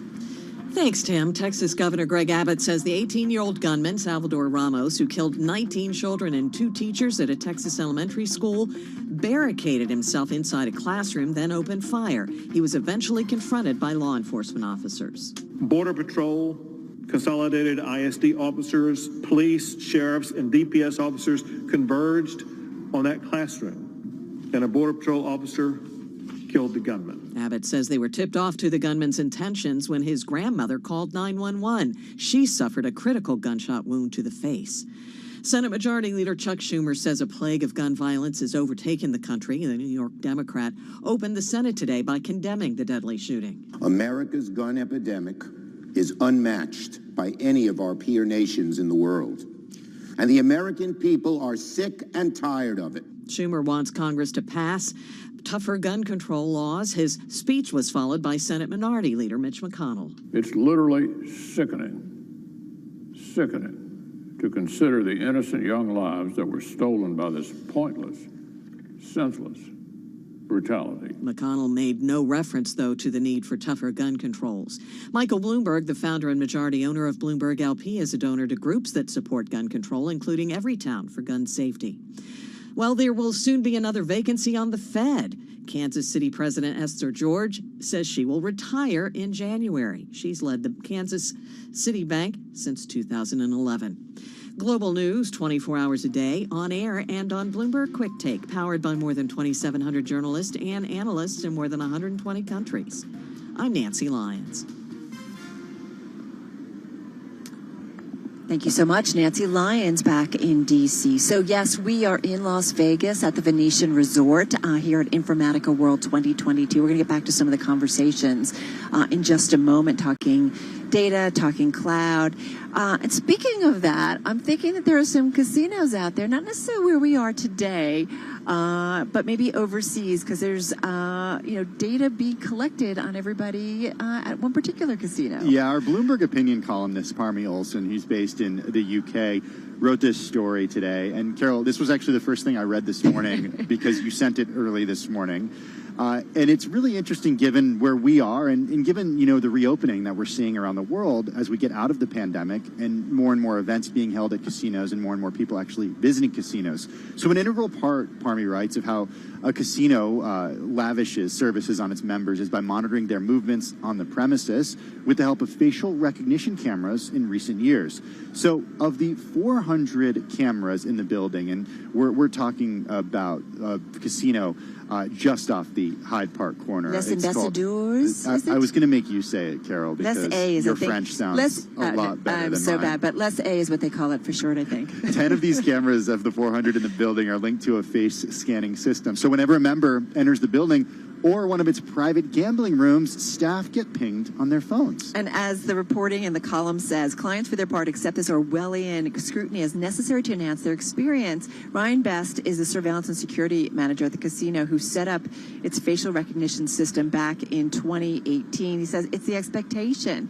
And several luxury hotels in nearby Mayfair have recently introduced similar systems to alert everyone to arriving VIPs. Kind of a warning system, and kind of here's what they maybe want. And after college, I lived in Vail, Colorado for a couple of years. Did they have these kind of systems? No, but one of my friends was a valet at a really high-end restaurant, and every night they would Google every single one of the guests ahead of time to get an understanding of who was coming to the restaurant so they could greet them accordingly. So it was just kind of a precursor to this. But this might be just an indication of what's to come more broadly around the world.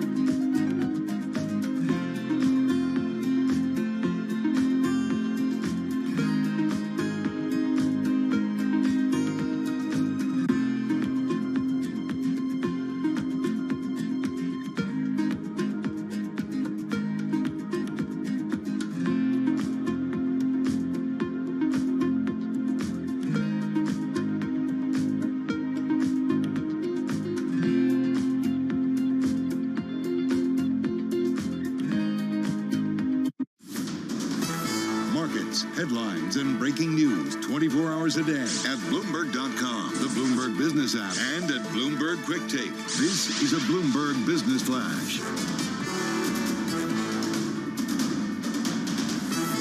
So we had the Twitter shareholder meeting earlier today. One piece of information coming out of the meeting, the founder, former chief executive Jack Dorsey, has officially left the board of directors. By the way, shareholders did not vote today on the takeover offer from Elon Musk.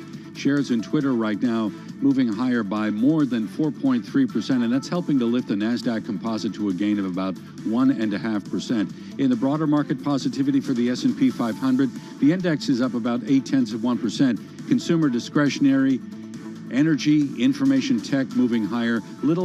Some of the defensive stocks, I should say, like utilities and healthcare, showing a bit of weakness. Where the Dow is concerned, we're higher by about 0.4%. So we had the minutes from the last Fed meeting a short while ago. Officials earlier in the month saw half-point rate hikes as being appropriate at the next two meetings. That would be June and July. Then they went on to say current rate hikes would then leave the Fed well-positioned later this year to assess the effect of higher rates. So maybe the thinking is they pause a bit and measure the impact of those rate hikes. Two-year Treasury right now yielding 2.50%, so we're moving up by about nearly 3 basis points on the day. A 10-year at 2.75, very little change in price action. I'm Doug Krisner, and that is your Bloomberg Business Flash. All right, Doug, thank you for that update. Shares of Facebook, Meta, by the way, up more than 1%. This as the company has wrapped up its annual shareholder meeting today. A flurry of headlines, including one where Mark Zuckerberg of Meta, Facebook, says that Reels is a top priority for company, which leads us so well to a story in the upcoming new issue of Bloomberg Business Week out tomorrow. Yeah, the story written by Brad Stone and Sarah Fryer. Sarah Fryer is big tech team leader for Bloomberg News. She's also the author of the fantastic book, No Filter, The Inside Story of Instagram. Sarah joins us this afternoon on the phone from San Francisco. Also with us is Joel Weber, the editor of Bloomberg Business Week. He's in the Bloomberg Interactive Brokers studio back in New York. Joel, I want to start with the news that I learned in this piece, that Instagram's co-founder, Kevin Systrom, just a few years ago, urged that Facebook bosses buy an app called Musical.ly that ultimately became TikTok. They passed on it, and now you have TikTok stealing a lot of thunder, especially when it comes to younger consumers, that Facebook's Instagram wants. Yeah, that was a really juicy little tidbit from inside the world that is now Meta. And I think if you zoom back and kind of think about what's made Meta, how Meta is that? It was obviously Facebook's relentless acquisitions and innovations, and a lot of those innovations were actually kind of copycat efforts, and sometimes that went really well if you kind of think about what some of the features that were built into Instagram and the filters and sort of that snap vibe. It really allowed them to kind of like overcome the competition that they once had with Snap. And on the other side, they've had a few things that have floundered. So it's not like that strategy that has kind of helped Facebook reach 3 billion people around the world always works, but they have ran up against a competitor the likes of which they have not really had this much of an existential dread about. And that competitor is TikTok. And part of what makes TikTok go so well and has taken off during the pandemic is that, and its ability to capture this youth culture, is this algorithm that really surfaces people who maybe have never even used the platform before, and it harnesses it's like a drug. It's this drug, and there's this sense of discovery. And when you tap into what Facebook has, it maybe doesn't feel the same. And the as Facebook here tries to pivot into the metaverse, Reels is the Instagram product that Sarah Fryer has written about here. Meta is putting a ton of weight on Reels, this feature within Instagram, to be the thing that takes on TikTok. How is that going so far, Sarah? Well, it's really a big gamble. I mean, what they're doing here, it's hard to overstate how much this is changing Instagram. Instagram came to prominence based on its aspirational lifestyle photography. The stuff you would go and you'd scroll and you'd see people on their vacations or having their nice meals. this Reels experience is all video, short form video, and they're forcing it into every user's feed. So when you scroll through those nice photos, you're going to get these videos with sound, right? And if you click on them, you're in Reels. You can't. It's like hard to get out of it. I've watched people try this and just get really confused of like, okay, what's happening to Instagram? And it might even get more redesigned in that direction. You might eventually open Instagram and it's all these short form videos, basically essentially TikTok. So it's not just that they're trying to copy TikTok, it's that they are basically completely reinventing Instagram in the process because they're so desperate to bring back that teen demographic, which Zuckerberg sees as the future. I mean, these people, they've developed their habits, and they have their habits, they have their community, they've established it, and he wants them to be establishing it on his platforms. And Instagram is it's become like his Swiss Army knife for the teen demographic, which has made Instagram incredibly confusing and packed with features. And, it's a risk. It's a big risk because it's such an important property. It's the main revenue driver for Facebook, the main revenue growth driver, I should say. And, they're risking it to bet the farm on becoming TikTok. Walk us through that confusion that users are confronted with when they now launch Instagram, which used to be this well-curated, square-boxed platform, right? And you could curate it, and it was awesome and very simple. What does it look like now, and what could it become? Because you have some interesting reporting on that. Well, I mean, the way I describe it in the story, it's like you're cruising through a quiet art gallery, and you turn the corner, and you're in a dance party. It can be very jarring, and if you're in a mode of silence. Images, and then you go into sound, your brain is just working differently. And so I think that what people come to Instagram for, people have spent more than a decade curating who they follow on Instagram. Now when you go to Instagram, the top thing you are going to get is suggestions. Your feed is going to become full of stuff that you didn't say you wanted. And a lot of it is going to be experimental and not based on what you've been following before. And that's a huge bet for Facebook at large. They want to become more about discovery. For the last 14 years, since the invention of the newsfeed, they've been really good at showing you what they already know you want to see. Now it's about showing you stuff that you never even knew you wanted to see, which TikTok is really good at, and Facebook is really not yet. Sarah, these platforms are nothing without the people who use them, without the people who create the content. You spoke to some influencers who have done pretty well on TikTok. What's Instagram doing to try to court them, and is it working? Platforms are nothing without the people who use them, without the people who create the content. You spoke to some influencers who have done pretty well on TikTok. What's Instagram doing to try to court them, and is it working? Well, the number one thing that matters to these content creators right now is money. So if Instagram says, listen, our algorithm is only going to show people your content if you're making Reels, they're going to make Reels because they have to. This is their livelihood, but they're not going to like it necessarily. And so I spoke with a bunch of creators who said, listen, like, they got me here. I have to make Reels or else. But, it's not the same. Like, I'm not connecting with my audience the way I used to. And, I just wonder what happens when that money pot dries up and they're not, they have to see the creators. They have to create a culture around it. When you go and talk to somebody on the street, they're not going to know necessarily what Reels is. They know what Instagram is. They know what Facebook is. They know what TikTok is. But it's a confusing thing to describe to regular people because they're not part of this creator world. These influencers, these people who create this content, they are the ones that are driving the culture, and Instagram needs to prove that it can create new stars on Instagram through this strategy, not just keep the old ones riding it out until a new platform comes along. Well, another great deep dive from you, Sarah, in understanding certainly this world and Meta and Facebook. Sarah Fryer, Big Tech team leader at Bloomberg, and Jill Weber, the editor of Business Week.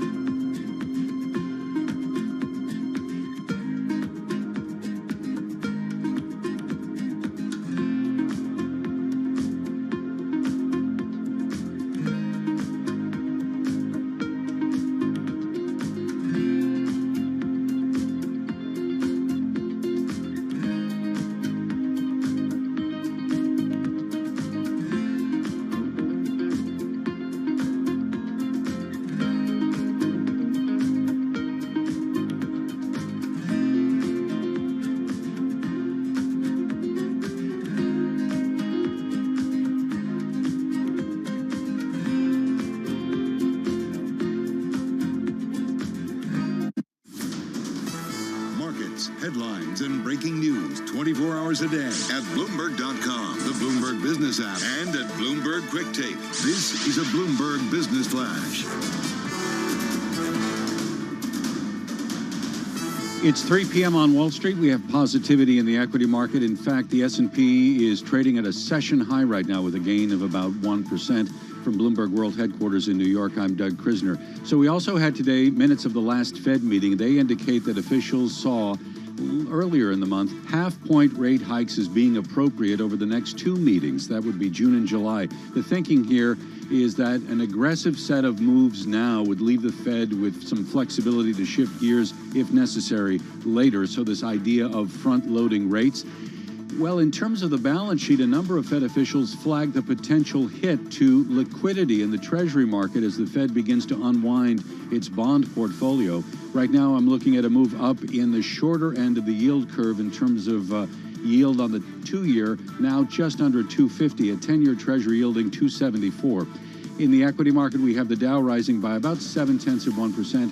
The NASDAQ composite is up about 1.4%. The Securities and Exchange Commission is going to move to stop money managers from misleading investors when they claim their funds are focused on ESG, environmental, social, and government issues. Saudi Aramco has reportedly approached the petrochemical maker of Valvoline about a takeover. Dow Jones saying the talks are at an early stage. There is no guarantee these two sides will reach an agreement. By the way, Valvoline has a market cap of around $5.5 billion. Those shares right now up by nearly 13%. We had a shareholder meeting at Twitter today. They did not vote on the takeover offer from Elon Musk. Twitter co-founder Jack Dorsey, though, is going to be leaving the board as of today. And we have shares in Twitter right now with a gain of about 4.25%. Some dollar strength, although we are off the best level of the day, with the Bloomberg Dollar Spot Index rising about 0.2%. Got a much weaker yen, much weaker euro, and a lot of weakness in the offshore Chinese yuan.